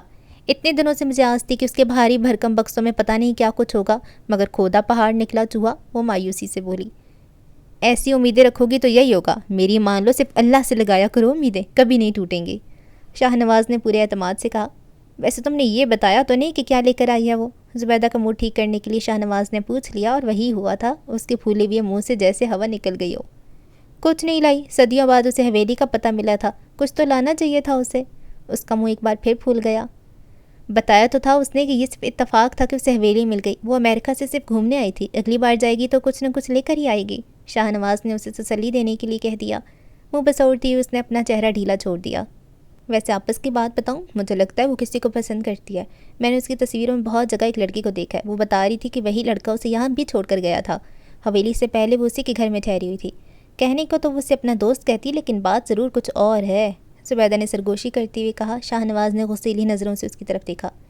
اندازے لگانا گناہ کا کام ہے، جب تک پوری بات کنفرم نہ ہو بات نہیں کرنی چاہیے۔ تو دوست بنانا کون سے ثواب کا کام ہے؟ بیگانہ لڑکا ہاتھوں میں ہاتھ ڈال کر یوں ہی تو تصویریں نہیں بنواتا ہوگا۔ استغفار استغفار، شاہ نواز نے چہرہ دوسری طرف پھیرتے ہوئے کہا۔ جس ماحول سے وہ آئی وہاں یہ معمولی بات ہوتی ہے، آہستہ آہستہ سیکھ جائے گی وہ ہمارا ماحول، دیکھا نہیں تم نے، روز رات کو ابا جی کے پاس جاتی ہے گھنٹے 2 کے لیے، اور ابا جان ضرور اسے کچھ نہ کچھ سمجھاتے ہی ہوں گے۔ چلو اچھی بات ہے، سمجھ جائے گی کچھ نہ کچھ، ویسے خون تو اس میں دل نواز بھائی کا ہی ہے نا، بغاوت والا۔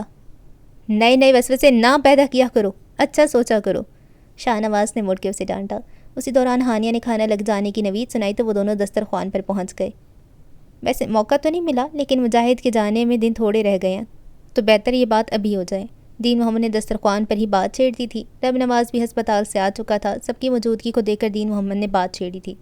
سب کے سب دین محمد کی طرف سوالیہ نظروں سے دیکھنے لگ گئے۔ سارا کو کچھ سمجھ نہیں آئی، مگر اس کے چہرے کے تاثرات بھی ویسے ہی تھے۔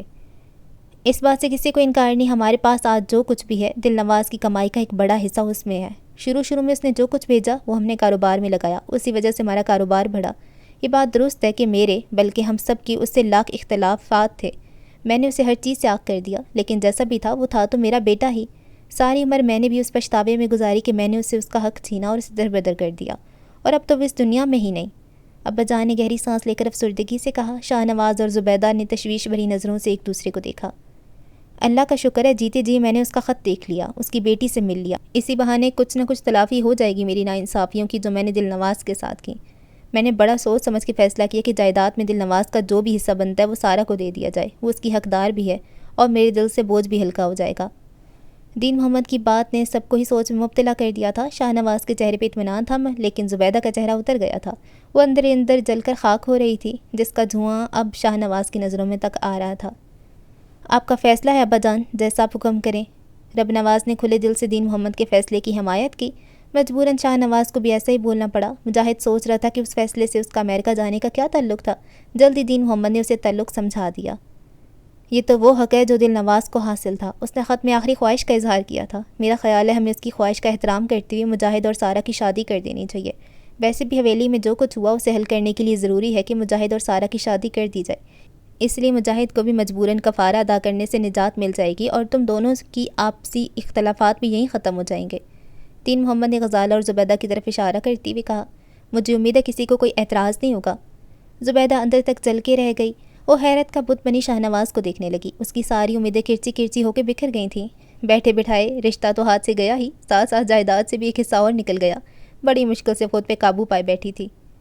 ہمیں کوئی اعتراض نہیں ابا جی، آپ کا ہر فیصلہ منظور ہے ہمیں۔ غزالہ نے تنزیہ نظروں سے زبیدہ کو گھورتے ہوئے کہا۔ رب نواز اور شاہ نواز نے بھی فیصلے پر آمادگی ظاہر کر دی، مگر مجاہد کو اعتراض تھا۔ مجھے اعتراض ہے دادا جان، اس نے سارا کی طرف دیکھتے ہوئے کہا، جسے ابھی تک کچھ سمجھ نہیں آیا تھا کہ کیا ہو رہا ہے۔ اپنی طرف اٹھتی نظریں دیکھ کر یہ اسے اندازہ ہو گیا تھا کہ اسی کی بات ہو رہی ہے۔ مجھے آپ کا یہ فیصلہ منظور نہیں ہے۔ آپ اسے چاہے میرا حصہ بھی دے دیں، لیکن شادی کرنے کو نہ کہیں۔ میں اس وقت ایسی کوئی بات سوچنے کی پوزیشن میں نہیں ہوں۔ اگر مجھے سوچنا بھی پڑا تو میں سارا کے بارے میں نہیں سوچوں گا۔ آپ اپنے کفارے کی توپ میرے مستقبل کے کندھے پہ رکھ کے نہ چلائیں۔ وہ وہاں سے یہ کہہ کے اٹھ کھڑا ہوا۔ اس کی بات سے زبیدہ کے جلتے دل کو کسی نہ کسی حد تک راحت مل گئی تھی۔ کلثوم اور ثروت شرمسار نظروں سے ادھر ادھر دیکھنے لگ گئیں۔ دین محمد کی گھورتی ہوئی نظروں نے ان کا احاطہ کیا ہوا تھا۔ یہ تو سراسر ناانصافی ہے بج، آپ کو میری بیٹی کی خوشی نظر نہیں آئی اور یہ کل کی آئی لڑکی نظر آ گئی۔ ایک دل نواز کا قصہ بھی ختم نہیں ہوا، آپ دوسرا دل نواز تیار کرنے لگ گئے۔ زبیدہ بالآخر اپنے آپ سے باہر آ ہی گئی۔ شاہ نواز نے اس کا ہاتھ دبا کے اسے چپ کرانے کی کوشش کی، مگر وہ بولتی چلی گئی۔ چھوڑو میرا ہاتھ۔ اس نے ایک جھٹکے سے اپنا ہاتھ چھڑوا لیا۔ جو باتیں تمہیں کہنی چاہیے تھی وہ مجھے کرنی پڑتی ہیں، اس لیے تو میں کسی کو اچھی نہیں لگتی۔ تم مولوی بن کے ہم سب کی خوشیوں کو تو بھول ہی گئے ہو، اپنا حق تک یاد نہیں تمہیں۔ آج اس میں سے بھی حصہ کم ہو جائے گا۔ ذرا پوچھ کر تو دیکھو ابا جی سے کہ کیا دے رہے ہیں وہ تمہیں حصے کے نام پر۔ میں تب مانوں گی جب رب نواز بھائی کے برابر کا حصہ ملے گا تمہیں۔ وہ تقریباً شاہ نواز کو اکساتے ہوئے بولی۔ مجھے کوئی اعتراض نہیں، آپ بے شک برابر حصے کر لیں، رب نواز نے دھیمے لہجے میں کہا۔ غزالہ نے چپتی ہوئی نظروں سے زبیدہ کو دیکھا۔ اس کا بولنے کو دل کیا تھا، مگر وہ خاموش رہی۔ شاہ نواز کی اس کے ساتھ برابری نہیں بنتی۔ سب جانتے کہ رب نواز نے محنت کی ہے سارا دن، اکیلا وہ اس کاروبار کو سنبھالتے ہوئے بڑھاپے تک کو آ گیا ہے۔ جو کچھ بھی آج ہمارے پاس ہے وہ سب اس کی محنت کی وجہ سے ہے۔ میں اس کے ساتھ ناانصافی نہیں کر سکتا، دین محمد نے دو ٹوک انداز میں کہا۔ لو سن لو، خوش ہو جاؤ، الحمدللہ کہو ابا جان کی اس بات پہ۔ زبیدہ نے دانت پیستے ہوئے شاہ نواز کو تنزن کہا۔ تمہیں مدرسے میں ڈال کے دوسروں کو مالک بنا دیا، بس درود شریف پڑھتے رہنا، ہو جائیں گے سارے کام۔ زبیدہ کی بات شاہ نواز کے دل پہ لگی۔ وہ پل بھر کے لیے سوچ میں پڑ گیا۔ زبیدہ ناک چڑھا کر وہاں سے اٹھ کر چلی گئی۔ کچھ دیر سوچتے رہنے کے بعد شاہ نواز بالآخر بول پڑا۔ مجھے کاروبار سے دور رکھنا آپ کا ہی فیصلہ تھا بجان، مدرسے میں بھی آپ نے ہی ڈالا تھا اپنی تسکین کے لیے، اور آج آپ بتا رہے ہیں کہ یہ میرا قصور تھا۔ وہ ٹوٹے ہوئے انداز میں بولا۔ ابا نے کسی قصور کی بات نہیں کی، رب نواز نے اسے ٹوکا۔ تمہیں برابر کا حصہ چاہیے تو مل جائے گا۔ حصے کی تو میں بات ہی نہیں کر رہا بھائی جان، میں تو ابا جان کے انصاف کی بات کر رہا ہوں۔ جنہوں نے خود مجھے ہر چیز سے دور رکھا اور آج کہہ رہے ہیں کہ میں نے کچھ کیا ہی نہیں۔ شاہ نواز نے افسردہ لہجے میں کہا، دین محمد کی باتیں اسے توڑ کے رکھ دیا تھا۔ تمہیں مدرسے میں ڈالا کیونکہ تم پڑھائی میں نکمے تھے، کھیل کود کے علاوہ تمہیں آتا ہی کیا تھا؟ سوچا اس بہانے دین کی خدمت ہو جائے گی اور تمہارے ساتھ ساتھ ہماری بھی آخرت سنور جائے گی۔ دین محمد نے وضاحت دی۔ مجھے یاد ابا جان، میں بھولا نہیں ہوں، اور ٹھیک ہی تو کیا تھا آپ نے، نم لہجے میں بولا۔ ہم خدا کی راہ میں اکثر ناقص چیز ہی دیتے ہیں، یا وہ چیز جو ہماری ضرورت کی نہ رہے۔ جو دنیا داری میں فیل ہوتا ہے اسے دینداری کے راستے پہ ڈال دیتے ہیں، وہی آپ نے کیا تھا۔ وہ بسی سے مسکرایا۔ میں ذہین نہیں تھا، پڑھائی میں مار کھاتا تھا، آپ کہا کرتے تھے یہ نکما ہے، بیکار ہے، اسے زندگی میں کچھ نہیں ہونا، اور پھر دین کی خدمت کے لیے آپ نے مجھے مدرسے بھیج دیا۔ مجھے فخر ہے اپنے آپ پر جو میں آج ہوں۔ اس نے افسردگی اور تن سے رب نواز کی طرف دیکھا۔ لیکن اگر میں ذہین ہوتا نا بھائی جان، تو آپ کی طرح کاروبار کر رہا ہوتا، یا پھر انجینئر ڈاکٹر بن گیا ہوتا، آج یوں منگتوں کی طرح باتیں نہ سن رہا ہوتا۔ بیوی کی سنے گا تو یہی کچھ سوچے گا، کہاں کی بات کہاں لے گیا؟ دین محمد نے اس کی طرف دیکھے بغیر کہا۔ وہ کچھ غلط تو نہیں کہہ کر گئی ابا جی؟ مجھے میری اوقات دکھا کر گئی ہے، شاہ نواز نے ٹوٹے ہوئے لہجے میں کہا اور وہاں سے اٹھ کھڑا ہوا۔ اس کی باتوں کو چھوڑو اور کاغذ تیار کرواؤ، اس کی عادت ہے، بیوی کی باتوں کا نشہ اترے گا تو ہاں میں ہاں ملا دے گا۔ اس کے جاتی ابا جان خیالوں میں گم نواز سے کہا، کلثوم تم بھی مجاہد کو سمجھا دینا، میں نے کوئی غیر مناسب بات نہیں کی، ویسے بھی وہ دل سے رابعہ کو قبول نہیں کر رہا تھا، اس نے خود ہی کہا تھا وہ غلطی سدھارنے کے لیے یہ کر رہا ہے، اور پھر کل کو سارا اس کے کام آئے گی، وہ اتنا عرصہ امریکہ میں رہی ہے، مجاہد کے لیے آسانی ہو جائے گی وہاں۔ ابا جان نے کلثوم سے مخاطب ہو کر کہا۔ کلثوم نے موقع کی نزاکت جانتے ہوئے فوراً حامی بھر لی۔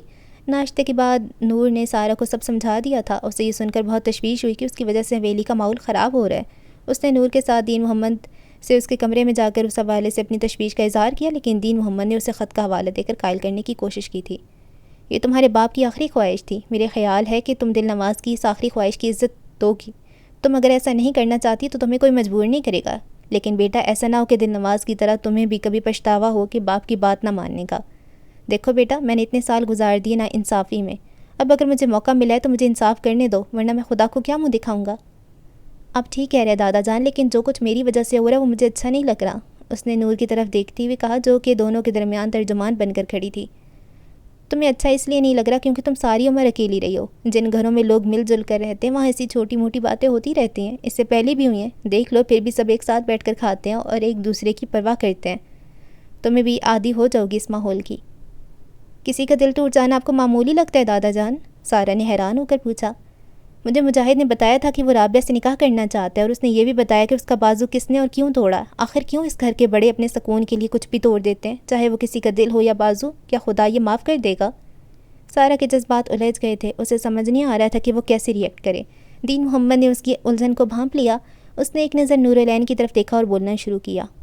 خدا نے بچوں کو اپنے بڑوں کا حکم ماننے کا حکم دیا ہے، وہ اگر ایسا چاہتا ہے کہ بچے اپنے بڑوں کی بات مانیں تو ضرور اس میں کوئی مصلحت ہوتی ہے۔ خود ہی دیکھ لو، دل نواز نے میری بات مانی ہوتی تو وہ خط نہیں لکھنا پڑتا۔ کہاں ہے وہ آج؟ اور کیا کمایا اس نے اپنے فیصلے سے، اپنی ضد سے؟ اسی طرح مجاہد کی مثال لے لو، اتنا سب کچھ ہونے کے بعد بھی اگر اس نے رابعہ سے نکاح کرنا تھا تو اس دن انکار کیوں کر دیا اس نے؟ انسان یہی تو کرتا ہے، جلد بازی میں دل کی سنتا ہے اور بعد میں دماغ سے سوچنے لگ جاتا ہے۔ لیکن پھر بھی دادا جان، میرا دل نہیں مانتا میں دو لوگوں کے درمیان میں آؤں، اس طرح تو میں پچھتاتی رہوں گی۔ تو ٹھیک ہے، پریشانی کی کیا بات ہے، مجاہد اگر قائل نہ ہوا تو ہم اسے زبردستی نہیں کریں گے، پھر دو تم چاہو گی وہی ہوگا۔ لیکن بیٹا اپنے حصے سے انکار مت کرنا، میں جب تک زندہ ہوں تمہیں کوئی مسئلہ نہیں ہوگا، لیکن ایک نہ ایک دن تو مجھے مرنا ہی ہے، تمہارا حصہ تمہیں ایک محفوظ مستقبل دے گا۔ کل کو اگر تم یہاں رہنے کا فیصلہ کرو گی تو تمہیں کسی کی طرف دیکھنے کی ضرورت نہیں پڑے گی، تمہارے پاس کچھ ہوگا تو تم خود مختار ہوگی۔ ویسے بھی مجھے انداز ہے حویلی میں جو سلوک قائم ہے وہ میرے دم سے ہے، میرے بعد کیا ہوگا اس کی ایک جھلک میں نے آج دیکھ لی ہے۔ دین محمد نے سر داں بھرتے ہوئے کہا، ٹھیک ہے دادا جان، میں اس بارے میں سوچوں گی، اس نے اس بات میں سر ہلاتے ہوئے کہا۔ وہ دونوں دادا جان سے اجازت لے کر باہر جانے لگیں تو دین محمد نے نور العین کو رکنے کو کہا۔ نور العین نے مڑ کر جی دادا جان کہا۔ بیٹا جو باتیں یہاں ہوئی ہیں وہ امانت ہیں، میں نہیں چاہتا کہ کوئی باتوں کا غلط مطلب نکالے، دادا جان نے تقریباً درخواست کرتے ہوئے کہا۔ اس بات میں خیانت کبھی نہیں ہوگی دادا جان، آپ نہ بھی کہتے تو بھی میں کسی سے کوئی بات نہ کرتی، نور العین نے نظریں جھکا کر جواب دیا۔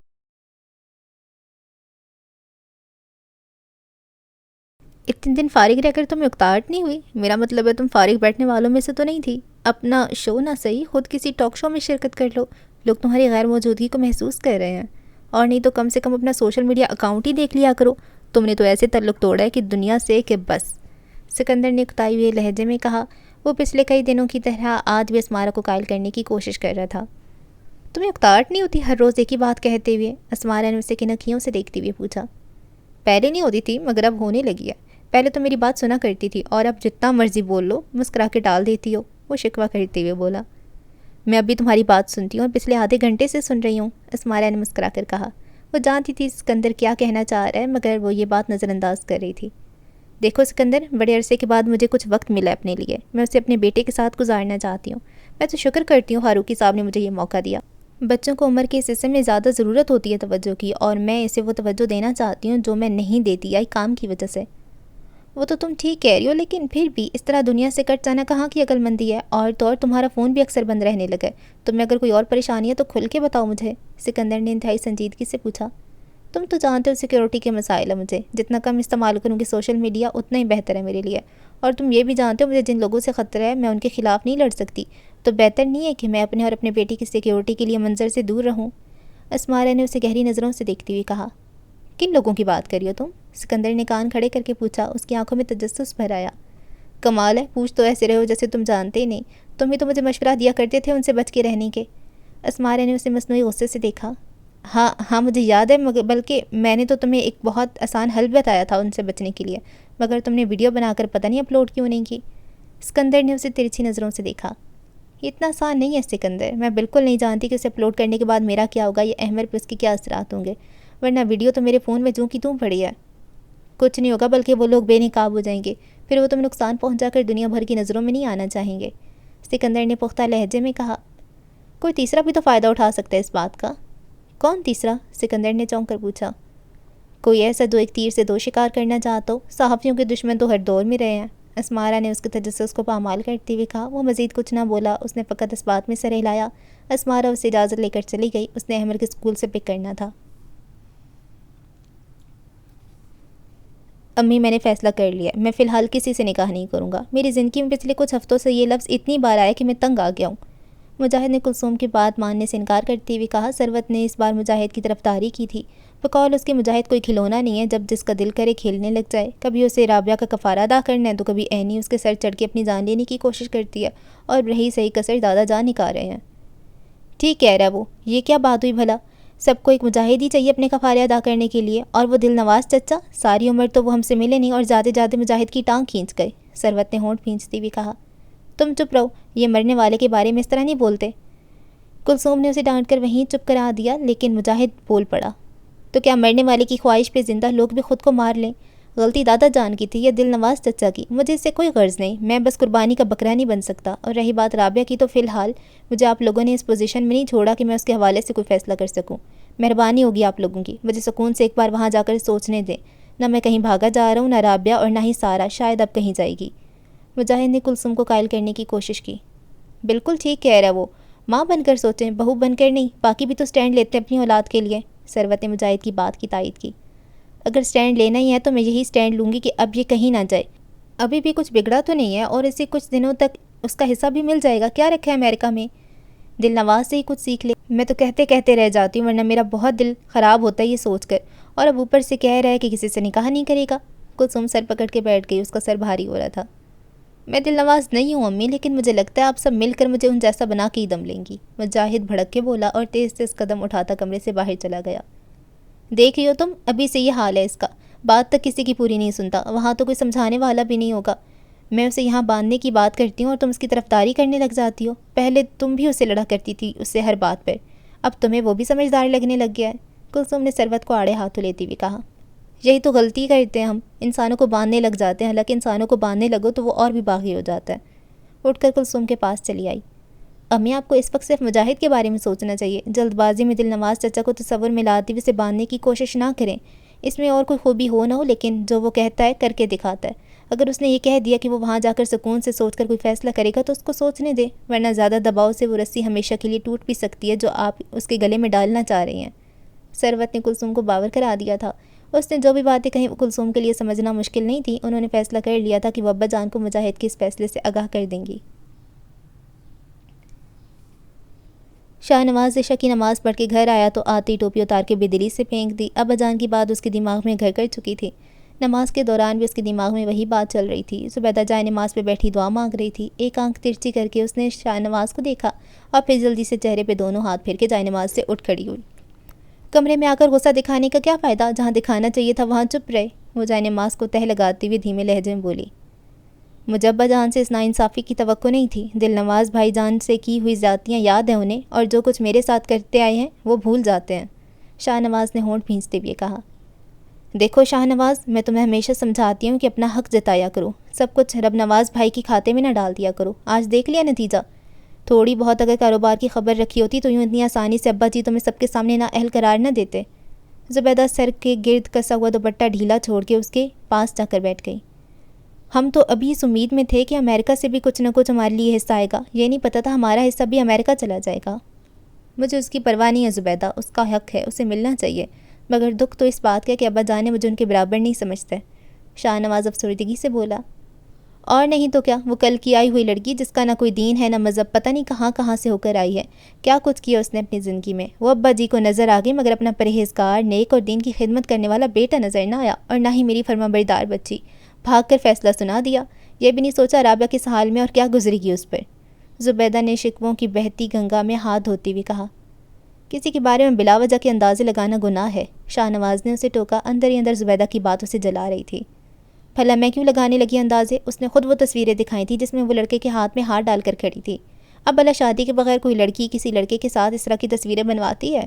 زبیدہ نے اپنی بات کی وضاحت دیتے ہوئے کہا۔ شاہ نواز کو انکشاف ناگوار گزرا تھا، اس کے چہرے پہ کراہت پھیل گئی۔ زبیدہ نے اپنا وار جاری رکھا۔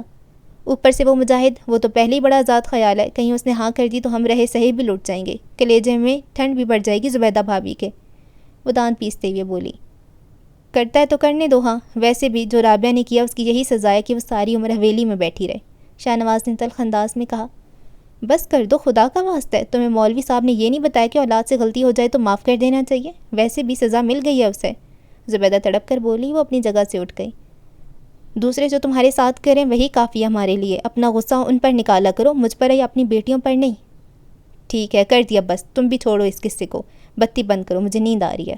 شاہ نواز نے صورتحال پہ مٹی ڈالتی ہوئے کہا اور پلنگ پہ لیٹ گیا۔ وہ اندر ہی سے اندر جل رہا تھا، وہ نہیں چاہتا تھا زبیدہ کوئی اور بات کرے تو آگ بھڑک اٹھے۔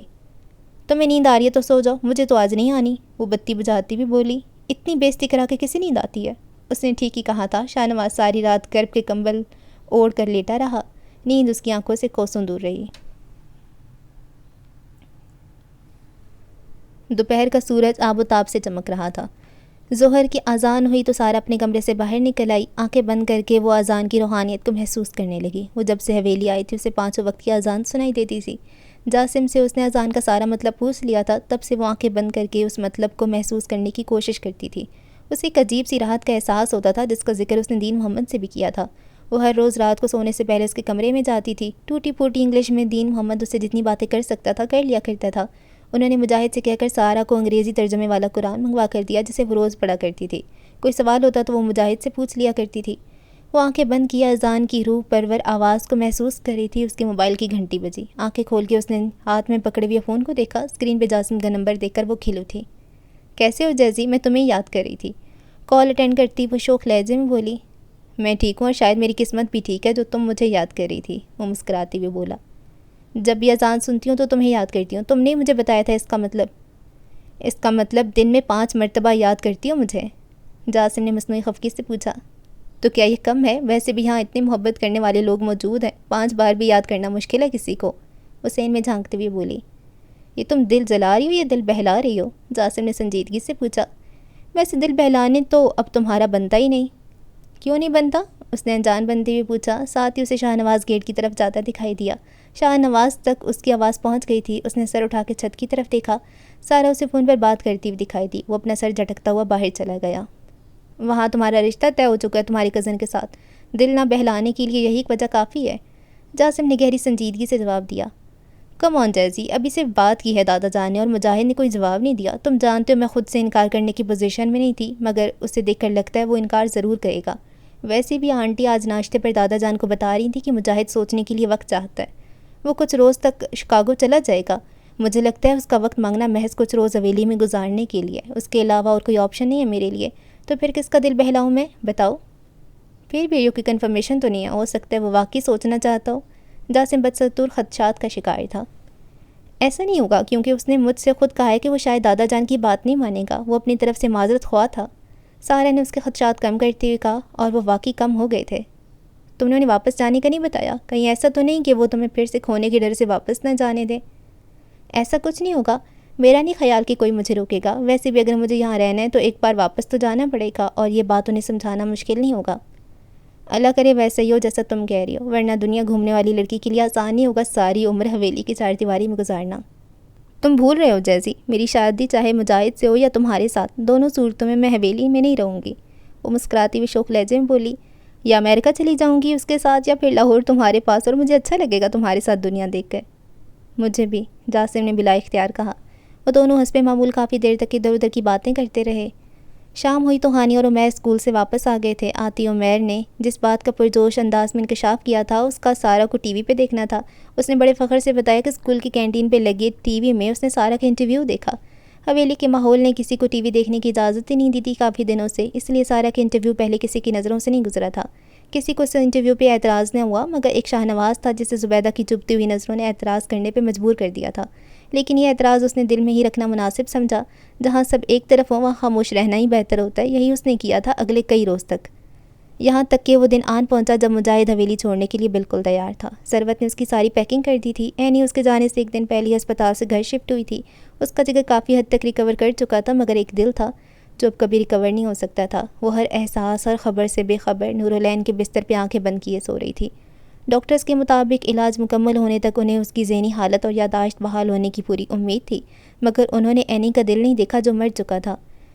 جن کے دل مر جاتے ہیں وہ صرف دنیا والوں کی نظر میں ہی زندہ رہتے ہیں، اپنے تئیں تو وہ مر چکے ہوتے ہیں۔ مجاہد کا دل مرا تو نہیں تھا، البتہ وہ زخموں سے چور تھا۔ اس کی سمجھ سے باہر تھا کہ وہ اپنے دل کی مرہم پٹی کرے یا ان دلوں کا علاج کرے جو اس کی وجہ سے ٹوٹے ہیں۔ اسے حویلی سے چلے جانا ہی سب سے بہترین حل لگ رہا تھا۔ کلثوم نے آخری دم تک اسے روکنے کی کوشش کی تھی لیکن اس نے کسی کی نہیں سنی۔ اسے اس حویلی سے نکلنے سے اب کوئی نہیں روک سکتا تھا جہاں اس کا دم گھٹنے لگا تھا۔ وہ امریکہ کی آزاد فضاؤں میں سانس لینا چاہتا تھا۔ اپنے کمرے سے نکلنے سے پہلے اس نے اپنے بیڈ کی سائیڈ میز پہ پڑے فریم سے اپنی وہ تصویر نکالی جس میں وہ اپنے باپ حق نواز شہید کے ساتھ کھڑا تھا۔ اس نے بمشکل بندوق اٹھا رکھی تھی۔ یہ تصویر حق نواز نے تب بنوائی تھی جب وہ آخری بار حویلی آیا تھا۔ اداس نظروں سے اپنے کمرے کی چاروں اطراف دیکھتا ہوا وہ باہر آ گیا جہاں دیوار پہ سجی حق نواز شہید کی تصویر کو اس نے افسردہ نگاہوں سے دیکھا۔ کچھ افسردگی اس کی آنکھوں نے بچا کر رکھی تھی جو کمرے سے باہر آتی رابعہ کے کمرے کی طرف دیکھتے ہوئے آنکھوں کی گرفت سے چھوٹ گئی۔ اسے لگا تھا جیسے اس کا دل کسی نے مٹھی میں قید کر لیا ہو۔ عمیر نے اس کا سامان گاڑی میں رکھ دیا۔ سارا نے اسے آفر کی کہ وہ ہیوسٹن چلا جائے، وہاں اس کا فلیٹ ہے جس سے اس کی رہائش کا مسئلہ حل ہو جائے گا، مگر اس نے یہ کہہ کے صاف انکار کر دیا کہ اسے فیورز لینے میں کوئی دلچسپی نہیں۔ وہ اپنے بل بوتے پہ جا رہا ہے تو رہنے کا بندوبست بھی وہ اسی بل بوتے پہ کر لے گا۔ وہ باری باری سب سے ملا لیکن کلثوم سے ملتے وقت اس کی ساری مضبوطی ریت کی طرح جدائی کی ہوا میں اڑ گئی۔ وہ آج زندگی میں دوسری بار رویا تھا۔ ثروت بھی اس کے سینے سے چمٹ گئی۔ وہ تب بھی اسے نہ جانے کا کہہ رہی تھی۔ مجاہد نے بنا کچھ کہے اس کے سر پہ ہاتھ رکھ کے اسے چپ کرایا۔ ہر آنکھ نم تھی اور سارا یہ دیکھ کے حیران تھی کہ کل تک لڑنے جھگڑنے والے ایک بار پھر کسی ایک غم پہ یکجا ہو گئے تھے۔ یہی تو وہ اتفاق تھا جو اسے دین محمد نے سمجھایا تھا۔ عینی سے نہیں ملو گے؟ نورالعین نے کپکپاتی ہوئے لہجے میں اسے کہا۔ تم نے ایک بار بھی اسے نہیں دیکھا؟ نورالعین کی آواز میں تلخی تھی جسے مجاہد نے محسوس کر لیا تھا۔ ہمت نہیں ہوتی، وہ خود پر پوری ہمت سے قابو پاتے ہوئے بولا۔ نظر اٹھا کر اس نے کمرے کی طرف دیکھا جہاں عینی ہر غم سے آزاد، ہر رشتے سے محروم آنکھیں بند کیے پڑی تھی۔ میں نے اسے ہمیشہ خوددار، خود اعتماد اور تر و تازہ دیکھا ہے، میں اس کا وہی چہرہ ساتھ لے کر جاؤں گا۔ ایک آخری نظر اس کمرے پہ ڈالتے ہوئے اس نے سوچا۔ کچھ دیر بعد وہ حویلی سے رخصت ہو کر چلا گیا۔ رب نواز گاڑی چلا رہا تھا اور عمیر اس کے ہمراہ ادھر ادھر کی باتوں میں مصروف تھا۔ وہ عمیر کی ہر بات کا جواب تو دے رہا تھا مگر عینی کی پیچھا کرتی ہوئی نگاہوں کے سوالوں کا جواب نہیں دے پایا تھا۔ ان نگاہوں نے اس کا ایئرپورٹ تک پیچھا کیا لیکن وہ مستقبل کی ٹرالی میں اپنے خوابوں کا سامان رکھ کے اندر چلا گیا۔ ساری حویلی سنسان کر گیا۔ اس کے جانے کے بعد سب اس ایک بات پہ متفق ہو گئے تھے۔ ٹھیک کہہ رہے ہیں سب، غزالہ نے عینی کے پاس بیٹھ کر سوچا۔ اس سے زیادہ ویرانی کوئی کیا دے سکتا ہے کسی کو؟ آنسو اس کی آنکھوں سے نکل کر زمین بوس ہونے لگے۔ اس نے تڑتڑاتے ہوئے لبوں سے عینی کا ماتھا چوما تو اس نے اپنی آنکھیں کھول دیں۔ غزالہ کو دیکھ کر اس نے چلانا شروع کر دیا۔ خوف کے مارے اس کی آنکھیں دوہری ہو رہی تھیں۔ سارا چھت پہ چلی آئی۔ غروب ہوتے ہوئے سورج کا منظر آج دل فریب نہیں لگا تھا اسے۔ حویلی کے آج کے منظر نے اسے اداس کر دیا تھا۔ بلی کا بچہ جو اب چھت پہ آ کر روز کسی نہ کچھ کھانے کا عادی ہو چکا تھا اس کے پیروں میں آ کر بیٹھ گیا تھا۔ شکاگو کے اوہائر انٹرنیشنل ایئرپورٹ سے باہر آتے ہی مجاہد نے جوشیلی نظروں سے اپنے تینوں اطراف میں دیکھا۔ اسے اس خوابی منزل پر پہنچنے کے لیے بہت وقت لگا تھا، اور اب یہاں پہنچ کر اس نے سوچا کہ اس کی ساری محرومیاں ختم ہو جائیں گی۔ وہ جب اگلے سال واپس حویلی جائے گا تو پوری شان اور خود اعتمادی سے سر اٹھا کر اندر داخل ہوگا۔ تب تک اینی ٹھیک ہو چکی ہوگی۔ میں اسے دکھاؤں گا کہ اپنے خواب کیسے پورے کیے جاتے ہیں، ضد کیسے حاصل کی جاتی ہے۔ میرے ضد والے معاملے پر تو وہ ویسے ہی قائل ہو چکی ہوگی۔ اس جنگ میں آخر جیتا تو میں ہی ہوں۔ وہ وہاں کھڑے کھڑے نہ جانے کیا کچھ سوچ رہا تھا۔ اس کی سوچوں کا بت پاش پاش ہو گیا جب ایک اجنبی بوڑھی آواز اس کی سماعتوں سے ٹکرائی۔ اس نے مڑ کر اس بزرگ شخص کو دیکھا جس کی عمر لگ بھگ 70 سال تھی۔ اس نے فقط اتنا کہا تھا، ویلکم ٹو USA۔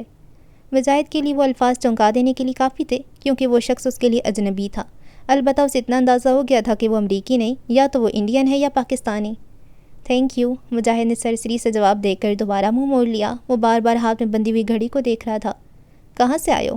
اسے اپنے عقب سے بزرگ کی آواز دوبارہ سنائی دی۔ مجاہد نے چونکے بغیر پیچھے مڑ کے دیکھا، کیونکہ اسے پہلے ہی اندازہ ہو گیا تھا کہ وہ شخص جنوبی ایشیائی تھا۔ پاکستان سے، اور غالباً آپ بھی پاکستانی ہیں، مجاہد نے اسے بغور دیکھتے ہوئے کہا۔ ظاہر ہے پاکستانی ہی اردو بولتے ہیں، وہ شخص دھیما سا مسکرایا۔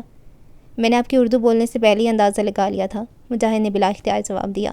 ویسے آپ نے مجھے ویلکم ٹو USA کیوں کہا؟ یہ بھی تو ہو سکتا ہے میں برسوں سے یہاں رہ رہا ہوں، مجاہد نے تجسس بھرے لہجے میں پوچھا۔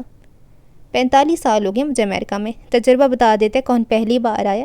تمہارا ہر چیز کو دیکھنے کا انداز بتا رہا ہے کہ یہاں تمہارا پہلا دن ہے، اور پھر جب تم نے پلٹ کر مجھے دیکھا تو تمہاری آنکھوں میں مجھے وہ سب خواب نظر آئے، وہ چمک نظر آئی جو صرف ان کی آنکھوں میں ہوتی ہے جو پہلی بار یہاں آتے ہیں، اس نے اپنی بوڑھی آواز میں بتایا۔ اس دوران اس نے مجاہد کو غور سے دیکھا۔ پھر تو ان 45 سالوں میں آپ کے سب خواب پورے ہو گئے ہوں گے، مجاہد نے اس کی طرف گہری نظروں سے دیکھا۔ ہاں، اس شخص نے گہری سانس لی۔ سارے خواب پورے ہو گئے، گھر بار، بزنس، روپیہ پیسہ سب کچھ ہے میرے پاس۔ بظاہر تو اس نے پختہ لہجے میں کہا، مگر اس کے چہرے کی اداسی مجاہد نے بھانپ لی۔ آپ کا چہرہ بتا رہا ہے آپ مطمئن نہیں ہیں ان خوابوں کی پورا ہونے سے۔ ٹھیک کہہ رہو بیٹا، ہر چیز ملی مگر اطمینان کھو گیا، وہ شخص کپ کپاتے ہوئے بولا۔ یہ تو ایک فطری سی بات ہے، انسان جب بوڑھا ہو جاتا ہے تو اپنے ہی فیصلے اور خواہشیں اسے اطمینان چھن جانے کا ذریعہ لگنے لگتے ہیں۔ آپ نے یقیناً ساری عمر یہاں عیش کیا ہوگا۔ اب اس عمر میں جب انسان کے پاس کچھ نیا حاصل کرنے کا حوصلہ نہیں رہتا تو اسے اپنی گزری عمر بیکار لگنے لگتی ہے، مجاہد نے قدرے تنزیہ لہجے میں کہا۔ وہ ایک لمحے کے لیے رکا اور ایک گہری سانس لے کر بولا، میرے دادا جان کا بھی یہ المیہ ہے، ساری عمر وہ کیا خود چاہتے تھے اس کے باوجود مطمئن دکھائی نہیں دیتے۔ وہ بھی یہی چاہتے ہیں کہ دوسرے وہ کریں جو وہ چاہتے ہیں، اور آپ اگر اتنے غیر مطمئن تھے تو یہاں کیا کر رہے ہیں؟ واپس چلے جاتے، دوسروں کو ڈرانے اور ڈسکریج کرنے سے یہ کہیں بہتر ہے۔ مجاہد کا لہجہ تلخ ہو گیا تھا، حالانکہ اجنبیوں سے بات کرتی اس کا لہجہ ہمیشہ سرسری ہوا کرتا تھا۔ یہ شاید اس کے اندر کی کوئی تلخی تھی جو باہر آ رہی تھی۔ اس شخص کی بوڑھی آنکھوں نے یکدم خالی پن اوڑھ لیا تھا۔ جا رہا ہوں واپس، ہمیشہ کے لیے، اور دیکھو خالی ہاتھ جا رہا ہوں، وہ اپنے کپ کپاتے ہوئے ہاتھ اس کے سامنے لہراتے ہوئے بولا۔ کچھ خواب جب پورے ہو جاتے تو انسان کو بے چین کر دیتے ہیں، تب انسان یہی سوچتا ہے کہ کاش وہ دوبارہ سے خواب بن جائیں۔ میں نے ساری زندگی پردیس میں محنت کر کے کاٹی، مگر میرے پاس اپنا کچھ نہیں رہا۔ جو میرا تھا وہ میری اولاد کا ہو گیا، اور میں اس ڈر سے واپس جا رہا ہوں کہیں وہ مجھے میرے مرنے پر واپس بھیجنے کی بجائے یہیں کہیں نہ دفنا دیں۔ میں اپنی مٹی میں دفن ہونا چاہتا ہوں، اس مٹی میں جہاں میں نے اپنے پسینے کا ایک قطرہ تک نہیں بہایا۔ مجاہد نے یہ سن کر اپنے ہونٹ بھینچ لیے، اسے بزرگ کی باتیں پسند نہیں آ رہی تھیں۔ پتہ نہیں لوگ ایسا کیوں کرتے ہیں، ساری عمر دوسرے ملکوں میں رہتے ہیں، کماتے ہیں، عیش کرتے ہیں، لیکن وہاں دفن نہیں ہونا چاہتے۔ دفن ہونے کے لیے انہیں اپنے ہی ملک کی مٹی چاہیے، اس نے طنز کرتے ہوئے کہا۔ بزرگ نے افسردہ نگاہوں سے اس کی طرف دیکھا۔ اس لیے کہ دوسرے ملکوں میں وہ جتنا بھی کما لے وہ وطن کی 2 گز زمین کے برابر کبھی نہیں ہو سکتا۔ بزرگ کی آنکھیں بھر آئیں۔ میرے بیٹے ہیں 2، دونوں نے یہاں شادی کر لی، جو کچھ میرے پاس تھا وہ سب لے لیا، اور میں جانتا ہوں وہ میری لاش پر پیسے خرچ کر کے اسے پاکستان ہی بھجوائیں گے۔ بس یہی ایک خدشہ میری 45 سال کی کل کمائی ہے۔ بتاتے ہوئے بزرگ تقریباً رو پڑا۔ بوڑھے لوگوں کی آنکھوں بھی بوڑھی ہوتی ہیں، آنسوں کو باہر انڈیلنے کی سکت نہیں ہوتی ان میں، وہ اندر ہی اندر بھیگ جاتے ہیں۔ مجاہد نے غور سے اس کی بات سنی، لیکن وہ کچھ بول نہیں سکا۔ وہ چپکے سے بزرگ کے پیروں میں پڑا ایک چھوٹا سا پرانا بیگ دیکھ رہا تھا۔ ٹھیک ہی تو کہتی تھی امی، خواہشیں کبھی ختم نہیں ہوتی۔ اس شخص کی ہر خواہش پوری ہوئی ہے، اس کے باوجود وہ 2 گز زمین کی خواہش اور اس پرانے سے بیگ میں عمر بھر کی کمائی لیے جا رہا ہے۔ اس نے یہیں تک سوچا تھا کہ ایک گاڑی اس کے سامنے آ کر رکی۔ گاڑی کے ہارن نے اس کی توجہ اس پرانے بیگ سے ہٹا دی۔ وہ چونک کر گاڑی کی طرف متوجہ ہوا۔ گاڑی کا شیشہ نیچے ہوا، ایک نازک سا ہاتھ کھڑکی سے باہر نکلا۔ ہائے، اٹس می، روشنی۔ مجاہد سر ہلاتا ہوا اپنا سامان اٹھا کر گاڑی کی طرف لپکا۔ گاڑی میں سامان رکھتے ہوئے اس نے بزرگ کی طرف دیکھا جو سیف نظروں سے اس کی طرف دیکھ رہا تھا۔ سامان رکھ کے وہ بزرگ کے پاس گیا۔ میں جا رہا ہوں، امید آپ کا سفر اچھا گزرے گا۔ دعا ہے کہ تمہارا سفر بھی اچھا گزرے، اس نے ایک بوڑھی مسکراہٹ چہرے پہ سجا کر کہا۔ وہ تو گزرے گا ہی، کیونکہ میں یہاں 45 سال رہنے کے لیے نہیں آیا، مجاہد نے گہری نظروں سے اسے دیکھ کر کہا اور ہاتھ ہلاتا وہ گاڑی کی طرف چل دیا۔ میں نے بھی یہی سوچا تھا، اسے جاتا دیکھ کر بزرگ کے منہ سے بے اختیار نکلا۔ روشنی نے ہیلو ہائی کے بعد گاڑی سٹارٹ کر دی۔ اس نے سب سے پہلا سوال اسی بزرگ کے بارے میں پوچھا تھا کہ وہ کون تھا اور اس سے کیا بات کر رہا تھا۔ مجاہد نے اپنے اور بزرگ کے درمیان ہونے والی ساری گفتگو سے بتا دی۔ یہ وہی لوگ ہوتے ہیں جو خود تو آم کھاتے ہیں مگر دوسروں کو گٹلیاں گنواتے ہیں، روشنی نے ہنستے ہوئے کہا۔ ٹھیک کہہ رہی ہو تم، اور مجھے ان کی باتوں سے خوفزدہ ہونے سے بچانے کا بہت شکریہ، ٹھیک وقت پر پہنچی تم۔ روشنی نے مسکرا کر مجاہد کی طرف دیکھا۔ تھوڑا سا لیٹ ہو گئی، شام کا وقت ہے، ٹریفک زیادہ ہوتا ہے اس وقت سڑکوں پہ۔ خیر تم بتاؤ کیسا رہا تمہارا سفر؟ ابھی تو شروع ہوا ہے، مجاہد نے سامنے دیکھتے ہوئے کہا۔ اس کی آنکھوں کی چمک نے روشنی کو مدھم کر دیا۔ میں ہوائی سفر کی بات کر رہی ہوں، because it was your first time. اچھا رہا، ویسے زندگی میں تنہا اتنا لمبا سفر میں نے پہلے کبھی نہیں کیا، لیکن شاید وہ ایکسائٹمنٹ تھی جس کی وجہ سے تھکاوٹ محسوس نہیں ہو رہی۔ وہ روشنی کی طرف گردن موڑ کر بولا، ویسے تم اصل میں اس سے زیادہ خوبصورت ہو جتنا انٹرنیٹ پہ نظر آتی تھی۔ او ریلی؟ روشنی نے خوش ہوتے ہوئے پوچھا۔ ہاں واقعی تمہیں دیکھ کر لگتا نہیں کہ تم 30 سال کی ہو۔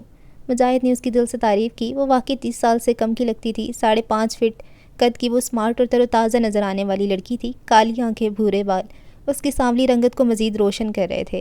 اس کا تعلق ہریانہ، انڈیا سے تھا۔ وہ 1 سال پہلے اس کی انٹرنیٹ کے ذریعے مجاہد سے دوستی ہوئی تھی۔ اسے امریکہ آئے ہوئے لگ بھگ 10 سال ہونے والے تھے۔ وہ اپنی 5 بہنوں میں سب سے بڑی تھی اور ان کی تعلیم و کفالت کی ذمہ داری بخوبی نبھا رہی تھی۔ اس نے مجاہد کو امریکہ آنے سے پہلے اپنے اپارٹمنٹ میں رہنے کی آفر کی تھی۔ مجاہد نے وہ آفر قبول کر لی تھی، لیکن اس شرط پہ کہ نوکری ملتے ہی وہ یا تو اپنا الگ گھر ڈھونڈ لے گا یا پھر اسے رینٹ ادا کرے گا۔ وہ کسی طور پر بھی اس پر بوجھ نہیں بننا چاہتا تھا۔ گاڑی شکاگو کی حدود سے باہر جا رہی تھی۔ اس کی منزل شکاگو ایئرپورٹ سے تقریباً 80 میل دور واقع شہر راک فورڈ میں تھی۔ مجاہد کو امریکہ گئے 5 دن ہو گئے تھے، مگر وہ جو اداسی چھوڑ کر گیا تھا وہ جوں کی توں حویلی پر چھائی تھی۔ سارا کے پاس بھی دن ہی تھوڑے بچے تھے، لہٰذا اس نے اپنی واپسی کے متعلق سب کو آگاہ کر دیا اور یہ بھی بتا دیا کہ وہ جلد ہی لوٹ آئے گی۔ اس کے واپس جانے کی وجوہات سب کو ہی سمجھ میں آ گئی تھیں اور وہ ساری وجوہات جائز بھی تھیں، لہٰذا کسی نے کوئی سوال نہیں کیا تھا۔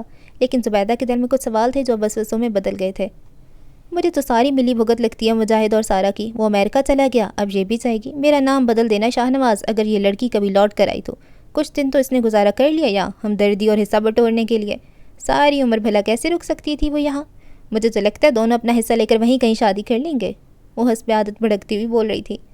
خدا کا نام لو زبیدہ اور بس کر دو وسوسے پالنا، ہماری بلا سے وہ واپس آئے نہ، ہمیں کیا لینا دینا؟ شاہ نواز نے تنگ آ کر کہا۔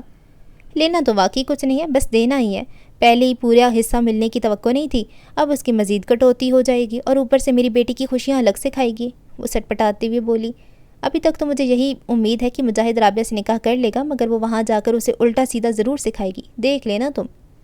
جو ہوگا دیکھا جائے گا، فی الحال خاموش ہو جاؤ، سارا دن بول بول کے زبان نہیں تھکتی تمہاری، شاہ نواز نے بدستور بیزار ہوتے ہوئے کہا۔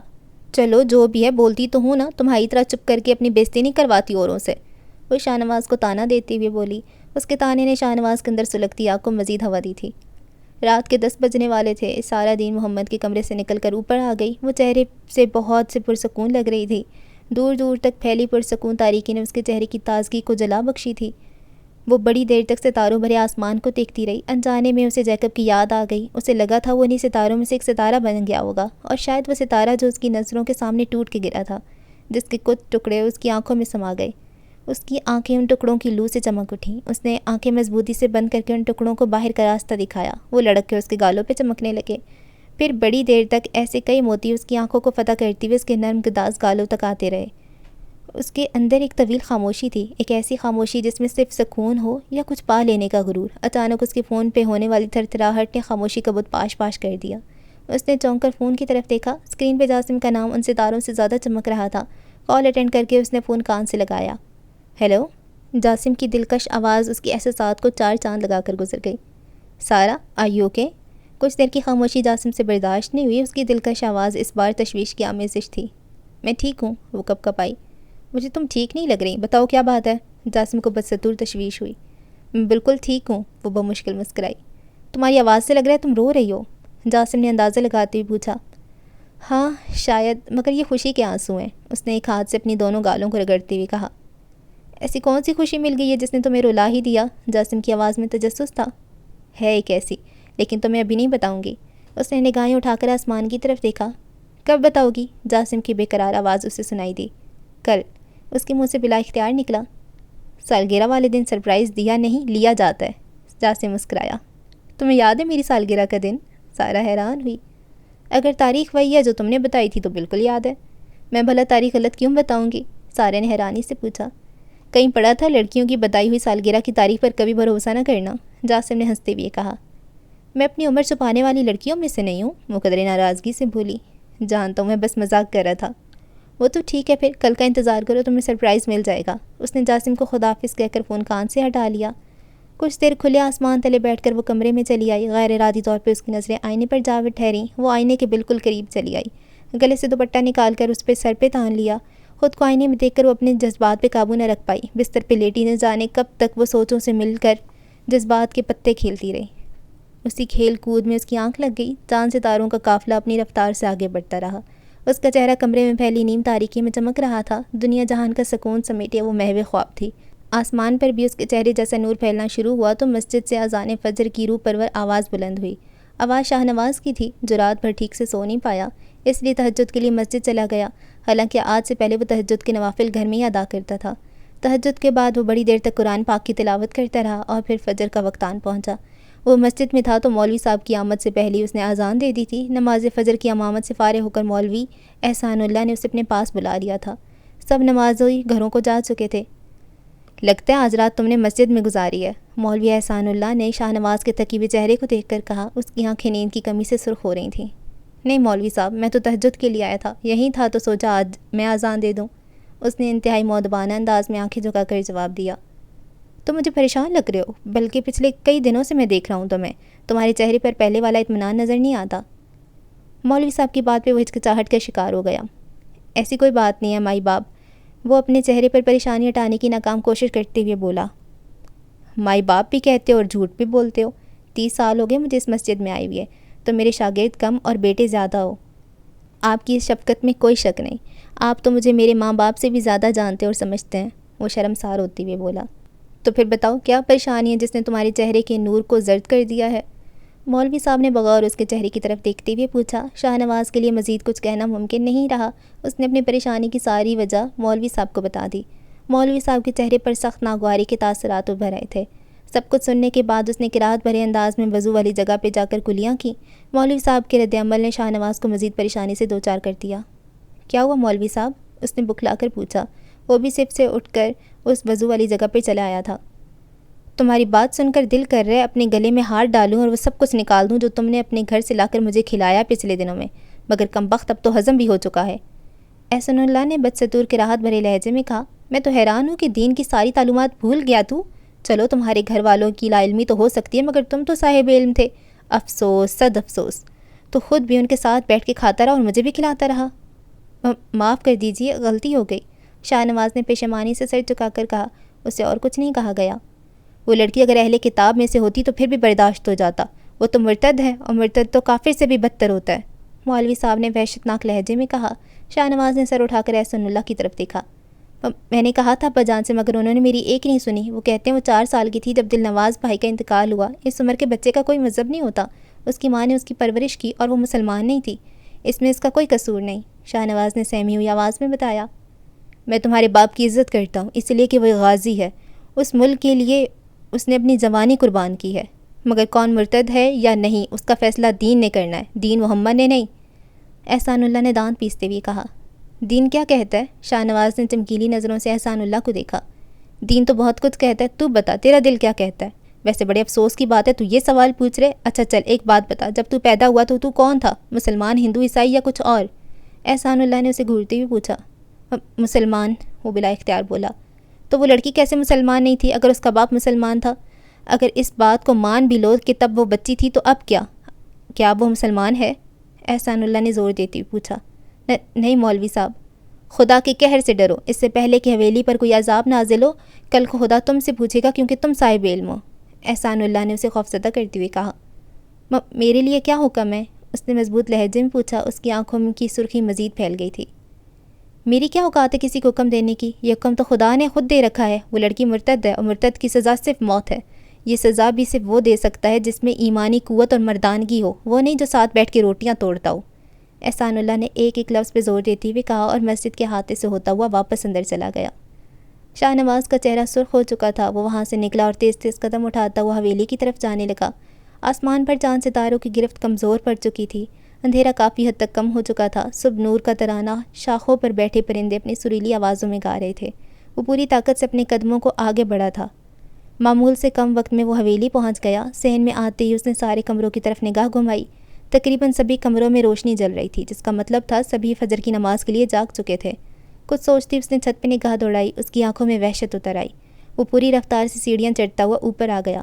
سارا کے کمرے کا دروازہ کھولتی اس کی آنکھوں کی سرخی خون میں بدل گئی۔ باتوں کو ایک لشکر اس پہ پے در پہ حملے کرنے لگا، جس سے اس کی رگوں میں خون کی رفتار بڑھنے لگی۔ زبیدہ کی آواز نے اس کے ہوش اڑا دیے تھے۔ وہ کل کی آئی لڑکی جس کا نہ کوئی دین ہے نہ مذہب، پتہ نہیں کہاں کہاں سے ہو کر آئی ہے۔ وہ ابا جی کو نظر آ گئی، مگر اپنا پرہیزگار، نیک اور دین کی خدمت کرنے والا بیٹا نظر نہ آیا۔ اس نے وحشت ناک نظروں سے نیند میں گم سارا کو دیکھا۔ آگے بڑھ کے اس نے بیڈ سے دوسرا تکیہ اٹھا لیا۔ مولوی احسان اللہ کی کہی ہوئی بات نے اس کے اندر بجلی بھر دی تھی۔ یہ حکم تو خدا نے خود دے رکھا ہے، وہ لڑکی مرتد ہے اور مرتد کی سزا صرف موت ہے۔ اس نے تکیہ پوری قوت سے سارا کے منہ پہ رکھ کر اپنا پورا وزن اس تکیے پہ ڈال دیا۔ سارا کی سانس بند ہوئی تو اس کے ہاتھوں نے تڑپ کر مچلنا شروع کر دیا، مگر دین محمد کی آواز نے اس پہ رحم نہیں آنے دیا۔ شاہ نواز کی اس کے ساتھ برابری نہیں بنتی۔ سب جانتے ہیں رب نواز نے محنت کی ہے سارا دن۔ اکیلا وہ اس کاروبار کو سنبھالتے ہوئے آیا ہے۔ جو کچھ بھی آج ہمارے پاس ہے وہ صرف اس کی محنت کی وجہ سے ہے۔ تکیے پہ اس کی گرفت مضبوط مزید ہوتی جا رہی تھی۔ سارا کے ہاتھ اور پیر پوری قوت سے مچل رہے تھے۔ وہ ماہی بے آب کی طرح بیڈ پہ تڑپ رہی تھی، مگر شاہ نواز کو رحم نہیں آیا۔ وہ بری طرح پسینے سے بھیگا ہوا پھٹی پھٹی نظروں سے کچھ سوچ رہا تھا۔ تمہیں مدرسے میں ڈالا کیونکہ تم پڑھائی میں نکمے تھے، کھیل کود کے علاوہ تمہیں آتا ہی کیا تھا؟ سارا نے آخری زوردار کوشش کی اس کے چنگل سے نکلنے کی، جس کی وجہ سے بیڈ بری طرح ہلا تھا، جس کے ہلنے کی آواز اس کے کمرے کے عین نیچے مجاہد کے کمرے کی چھت سے سنائی دے رہی تھی سروت کو۔ وہ نماز سے فارغ ہو کر دعا کے لیے ہاتھ اٹھائے ہوئے تھی۔ آواز کلثوم کے کانوں تک بھی گئی۔ وہ جانتی تھی سارا اتنی صبح کبھی نہیں اٹھتی۔ شاہ نواز نے اپنا سارا وزن ایک بار ڈھیلا چھوڑ کر پھر سے تکیے پہ ڈال دیا۔ خدا کے قہر سے ڈرو، اس سے پہلے کہ حویلی پر کوئی عذاب نازل ہو۔ کل کو خدا تم سے پوچھے گا کیونکہ تم صاحب علم ہو۔ کون مرتد ہے اور کون نہیں، اس کا فیصلہ دین نے کرنا ہے، دین محمد نے نہیں۔ سارا کی آخری بھرپور کوشش بھی ناکام گئی۔ اس کا جسم تھرتھرانے لگا۔ اس کے دونوں بازو اور ٹانگیں کپکپاہٹ کا شکار ہو گئی تھیں۔ شاہ نواز کے ماتھے سے پسینے کے قطرے گر کے تکیے میں جذب ہو رہے تھے۔ وہ جوں کا توں تکیے پہ زور دیے بیٹھا تھا۔ پسینے نے اس کی داڑھی کو بھگو دیا تھا۔ سارا کا جسم اب بے جان سا ہو گیا تھا۔ اس کے دونوں بازو کپکپاہٹ سے آزاد ہو گئے۔ وہی اس کی ٹانگوں کے ساتھ بھی ہوا۔ پھر اس کے ہاتھوں کی مٹھیاں بند ہو گئی تھیں۔ وہ گہری نیند سے جاگے بنا ہی ابدی نیند میں چلی گئی۔ اس کی روح نکل کر غروب ہوتے ہوئے چاند ستاروں کے ہمراہ چلی گئی۔ شاہ نواز نے تکیہ اس کے چہرے سے ہٹا دیا۔ سارا کی نیم کھلی مردہ آنکھوں سے شاہ نواز کی آنکھیں ٹکرائیں۔ اپنے کپکپاتے ہوئے ہاتھ اس نے باری باری سارا کی دونوں آنکھوں پر پھیر کر انہیں ہمیشہ کے لیے بند کر دیا۔ وہ اس کی مردہ آنکھوں کا سامنا نہیں کر پایا تھا۔ وہ اس کے کمرے سے باہر آ کر تیز تیز سانسیں لینے لگا۔ اس دوران بیڈ کی سائڈ میز پہ رکھا سارا کا فون بجنے لگا۔ اسکرین پہ جاسم کا نام تڑپ رہا تھا۔ وہ نہیں جانتا تھا اس کی کال ریسیو کرنے والا اس سے ہمیشہ کے لیے دور جا چکا تھا۔ کال مسڈ ہونے پہ اس نے سارا کو میسج بھیج دیا، good morning and happy birth day. مجھے پتہ ہے تم سو رہی ہو، نماز کے لیے اٹھا تھا تو رہا نہیں گیا، اس لیے تمہیں کال کر لی۔ جب اٹھ جاؤ تو کال کر لینا مجھے، تمہارے سرپرائز کا انتظار رہے گا۔ سروت بھاگی چھت پر آئی اور شاہ نواز کو وہاں دیکھ کر چونک گئی تھی۔ شاہ نواز کو سلام کر کے وہ اندر کمرے میں چلی گئی۔ جو تشویش اسے شاہ نواز کو دیکھ کر ہوئی تھی، سارا کو دیکھ کر وہ کربناک چیخ میں بدل گئی۔ کلثوم تو پہلے ہی اس کے پیچھے صحن تک آئی تھی۔ اس کا چیخنا چلانا سن کر وہ گرتی پڑتی چھت پر پہنچی اور پھر ایک ایک کر کے سبھی چھت پہ چلے آئی۔ سب سے آخر پر آنے والی زبیدہ تھی۔ اس نے پھٹی پھٹی نظروں سے شاہ نواز کو بکھلا کر دیکھا۔ دین محمد چھت پہ نہیں آیا، مگر چھت پہ گزرنے والی قیامت کی خبر اسے کچھ دیر میں مل گئی تھی۔ سب کی انگلیاں شاہ نواز کی طرف اٹھی تھیں۔ سب نے باری باری اسے جھنجھوڑ کر اسے ظالم کہا۔ اس نے کسی سے کچھ نہیں کہا، وہ سیدھا دین محمد کی طرف آیا۔ خدا کا حکم تھا ابا جی، وہ مرتد تھی اور مرتد کی سزا صرف موت ہوتی ہے۔ میں نے وہ کیا جو مجھے کرنا چاہیے تھا، مجھے اس بات پر فخر ہے، الحمدللہ۔ وہ اپنی داڑھی پہ ہاتھ پھیرتی ہوئے بولا۔ سارا کی لاش حویلی کے صحن میں چارپائی پر پڑی تھی۔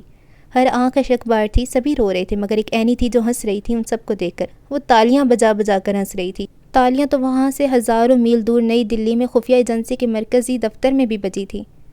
ہمارے کیے کرائے پہ پانی پھیرنے چلی تھی یہ لڑکی، اب دیکھتے ہیں کیسے پاکستان کی ٹورزم، پاکستان کا کلچر اور پاکستان کا اسلام پروموٹ ہوتا ہے۔ بھارتی خفیہ ایجنسی کے اس وقت کے چیف راہل ٹھاکرے نے آپریشنل کمانڈ کے سربراہ کے ہمراہ کہکا لگاتے ہوئے کہا، اس کا مرنا ضروری تھا، ورنہ اس طرح کے ولاگرز اس کی ویڈیو دیکھ کر پاکستان جانے کا سوچنے لگے تھے۔ رہی صحیح کسر اس نے انٹرویو میں نکال دی۔ چلو اچھا ہے، امریکی بھی دیکھیں گے اس کے کلچر پہ انگلی اٹھانے والے کا کیا حال ہوا پاکستان میں۔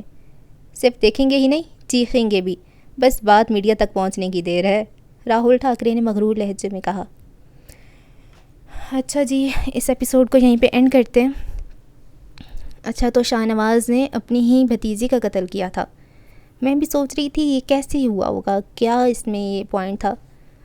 حد ہوتی ہے، مطلب سیریسلی حد ہوتی ہے۔ کوئی بندے میں تھوڑی سی عقل ہوتی ہے تو اس کو استعمال کر لیتا ہے، پر وہی والی بات ہے، اس میں اگر عقل ہوتی تو اس کو مدرسے میں ڈالتا ہی نہ، اس کو پڑھاتا۔ ہمارے ہاں ویسے ایسے ہی ہوتا ہے کہ جب کوئی بچہ صحیح سے پڑھ نہیں رہا ہوتا نا، تو اس کو وہ حافظ بنانے کے لیے مدرسوں میں ڈال دیتے ہیں، کیونکہ مدرسے میں ایک تو پہلی بات ہے وہ بہت سستا کام ہوتا ہے، زیادہ فیس نہیں چارج کر رہے ہوتے، اور وہ بس مارتے پیٹتے بچوں کو حافظ بنا ہی دیتے ہیں۔ تو بہت کم ایسے ہوتے ہیں جو کہ پھر صحیح والے دین کی طرف آ جاتے ہیں، ان کو اصل والے دین کا پتہ چل جاتا ہے۔ پر مجھے لگتا ہے کہ کمزور اور کن ذہن بچوں کو نکال کے، جو بچہ بہت ذہین ہو، جو بہت سمارٹ ہو، اس کو دین کے راستے پہ ڈالیں اگر والدین، تو وہ زیادہ بہتر ہوگا، کیونکہ اس کی سوچ اور وہ تھوڑی زیادہ بہتر ہوگی۔ پر ہمارے ہاں بالکل اس کے برعکس ہوتا ہے۔ ساری چیزیں اگر دیکھی جائیں، شاہ نواز کا تو آبویسلی سارا کا سارا قصور ہے، 100% قصور ہے۔ اور جہاں تک مجھے لگتا ہے کہ سارا نے جو سرپرائز دینا تھا وہ یہی دینا تھا کہ وہ اسلام قبول کر چکی ہوگی، وہ مسلمان ہو گئی ہوگی، اس نے رات کو شاید کلمہ پڑھ لیا ہوگا، تو مجھے تو یہی لگتا ہے۔ خیر، اس کے لیے تو اچھا ہو گیا، شاہ نواز کے لیے بہت برا ہوا۔ مطلب اگر جو بندہ مسلمان ہے تو اس کو قتل کر دو، یہ کیا لاجک ہے؟ تو اس طرح تو اتنی ساری دنیا جو مسلمان نہیں ہے تو مطلب سب کو قتل کر دیں، جس کا موقع ملے اس کو قتل کرتے جاؤ، قتل کرتے جاؤ۔ بھائی کیوں؟ خیر ہے، کیوں قتل کر دو؟ اس نے اسلام کے بارے میں کچھ غلط کہا ہے؟ اس نے کسی کے بارے میں کچھ غلط کہا ہے؟ نہیں، وہ سیکھ رہی ہے ابھی، اور سب سے بڑی بات تمہاری بھتیجی ہے، اسے تم کیسے قتل کر سکتے ہو؟ پر وہ شاید تھا ہی اتنا کوئی عجیب، اس کی برین واشنگ ہی ایسی ہوئی تھی۔ اور اس کی جو بیوی ہے اس کا بہت بڑا رول ہے اس کی برین واشنگ کرنے میں، ہر ٹائم اس کو احساس کمتری میں مبتلا کرنے میں کہ تم تو کچھ کرتے ہی نہیں ہو، تم سے سب نفرت کرتے ہیں، سب ہمارے خلاف ہیں، ہم سب سے بہت لو ہیں، ہم سب سے بہت کم ہیں، کوئی سب منگتے ہیں، یہ وہ۔ تو وہ ہر ٹائم اس کے نا برین میں یہی باتیں ڈالتی رہتی ہے۔ تو جو بھی الفاظ آپ سے کہے جائیں تو وہ کچھ نہ کچھ اثر رکھتے ہیں، پازیٹیو، نیگیٹو، نیوٹرل کبھی نہیں ہوتے۔ ایسا نہیں ہوتا کہ الفاظ جو آپ نے بول دیے اس سے کسی کو فرق نہیں پڑا، فرق پڑا ہے۔ اس نے ظاہر کیا نہیں کیا وہ الگ بات ہے، اب بھی فرق پڑا ہے کہ نہیں پڑا الگ بات ہے، بعد میں پڑے گا، ضرور پڑے گا۔ تو اس لیے جو منہ سے آپ پھوٹتے ہیں نا، تو کوشش کیا کریں پازیٹیو ورڈز ہی بولا کریں، نیگیٹو نہ بولا کریں۔ تو وہ ہر ٹائم اس کے جو ذہن میں ڈالتی رہتی تھی باتیں، وہ اب لاوا بن کے نکل آئی۔ تو زبیدہ کا بہت بڑا رول ہے، دین محمد کا بھی مجھے اس میں قصور نظر آ رہا ہے کہ اس نے واقعی، مجھے لگتا ہے اس نے اپنے بیٹے کے ساتھ زیادتی کی ہے، اس کو دین کے راستے میں ڈال کے، دین کے راستے میں ڈالے تو ٹھیک ہے، اچھی بات ہے، دین کی علم حاصل کرو، لیکن دنیا کیوں بھول گیا وہ؟ اس نے عجیب ہی کیا، ایک بچے کو بالکل دنیا کا کاروبار اور وہ سکھا دیا، دوسرے کو صرف دین سکھا دیا۔ دنیا اور دین ساتھ ساتھ کیوں نہیں چل سکتے؟ چلتے ہیں بھائی، دین کا تو کوئی مشکل کام نہیں ہے، صرف نمازیں پڑھ لو 5 وقت میں، جب رمضان آئے روزے رکھ لو، زکوٰۃ دے دو، اور جب آپ کے پاس مالیت کہتے ہیں آپ کی اچھے حالات ہو جائیں تو آپ حج ادا کر لو، باقی ساتھ ساتھ صدقہ خیرات کرتے رہو تھوڑا تھوڑا، یہ دین ہو گیا۔ کسی کے ساتھ برا نہ کرو، اچھے سب کے ساتھ رہو، اچھا اخلاق رکھو، دین مکمل ہے آپ کا۔ تو دنیا تو ساتھ ساتھ چلتی رہے گی، دنیا تو آپ نے کمانا ہے، اپنے کاروبار کرنا ہے، آپ نے تعلیم حاصل کرنی ہے، آپ نے کچھ اچیو کرنا ہے، کریئر بنانا ہے، وہ تو ساتھ ساتھ چلے گئی۔ یہ دونوں چیزیں الگ الگ نہیں ہیں، دونوں ساتھ چیزیں لے کر چلنی ہوتی ہیں۔ تو یہ دین محمد نے بہت غلط کیا، اپنے بیٹے کو صرف دین کا ہی بنا دیا۔ تو جب وہ دین کی تعلیم حاصل کر کے آیا تھا تو اس کو کچھ کاروبار ڈال کے دیتا، اس کو اس کا حصہ دیتا کہ اب تم اپنا کچھ بناؤ۔ یہ بھی تو غلط ہے نا کہ ایک بیٹا صرف کما رہا ہے اور سب پھر وہی پورا گھر سپورٹ کرے، تو ایک طرح سے وہ خود کو سپیریئر سمجھنے لگ جاتے ہیں، اور وہ سپیریئر ہو بھی جاتے ہیں۔ ظاہری بات ہے، جو گھر میں راشن ڈال رہا ہے، جو پیسے دے رہا ہے، وہ سپیریئر ہے، جو ہاتھ دے رہا ہوتا ہے وہ ہر حال میں سپیریئر ہوتا ہے۔ تو یہ بات ہے دین محمد نے یہاں پہ غلط کیا ہے. تو زبیدہ بھی ایک طرح سے احساس کمتری کا شکار ہے، پر وہ کوئی کام بھی نہیں کرتی. میں بار بار سوچتی رہتی ہوں وہ کوئی کام بھی نہیں کرتی، ناشتہ بھی نہیں بناتی، دن کا کھانا بھی نہیں بناتی، نہ اپنی بیٹیوں کو بنانے دیتی ہے. تو وہ یہ بھی غلط ہے. کافی ساری چیزیں اس میں غلط لگ رہی تھی مجھے. کوئی دین محمد کا مجھے ایسا کوئی اصولی اور ایسا بندہ نہیں لگا. کوشش کرتا ہے وہ اصول بنانے کی اور بڑا ٹھیک ٹھاک فیصلے لینے کی، پر فیصلے وہ خود کی سوچ کے کرتا ہے، کسی سے مشورہ نہیں لیتا. اب مجاہد کی شادی کا وہ فیصلہ کرے سارا سے ہوگی، سارا سے نہ پوچھا نہ مجاہد سے پوچھا، بس جی فیصلہ سنا دیا. تو یہ غلط ہے. یہ تھوڑا سا ہمارے بزرگ غلط کر جاتے ہیں، بے شک ان کی نیت اچھی ہو، جو کچھ بھی ہو، پھر بھی وہ غلط کر جاتے ہیں. اس کے علاوہ اگر سارا کو تھوڑا سا موقع مل جاتا تو وہ آبویسلی بہت اچھی مسلم بن جاتی. پاکستان کو وہ اتنا اچھا پریزنٹ کر رہی تھی اس کے بلاگز وغیرہ میں. تو یہ انڈیا کا اس میں بڑا رول ہے. وہ جو مولوی تھا وہ جس نے اس کو کہا کہ ہاں اس کو تم قتل کر دو یہ تو وہ ظاہری بات ہے اس کو انڈیا فنڈنگ کر رہی ہوگی. تو ہر چیز میں کہیں نہ کہیں انڈیا لنکڈ ہے. تو یہ ہوتا ہے آپ کسی کے ملک کو ڈیمیج کرنے کے لیے، یہ تو چالیں چلتی رہتی ہیں. پاکستان بھی آبویسلی چلتا ہوگا ایسی چالیں. خیر اور وہ جو بات تھی اسمارہ والی، تو اسمارہ نے بھی وہی جو آخر تک لگ رہا تھا کہ ہاں اس کو سمجھ آ گیا، تو ہاں اس کو واقعی سمجھ آ گیا اور وہ اس کے پاس جاتی ہے. کیا نام تھا؟ شہاب الدین سم تھنگ ایسا نام تھا. تو وہ بھی اچھا بندہ ہے. ایک حشمت جو ہے وہ تھوڑا سا برا کریکٹر ہے، وہ بھی پکڑا ہی جائے گا جلدی. دیکھتے ہیں جی آگے کیا ہوتا ہے. دعاؤں میں یاد رکھیں. اللہ حافظ.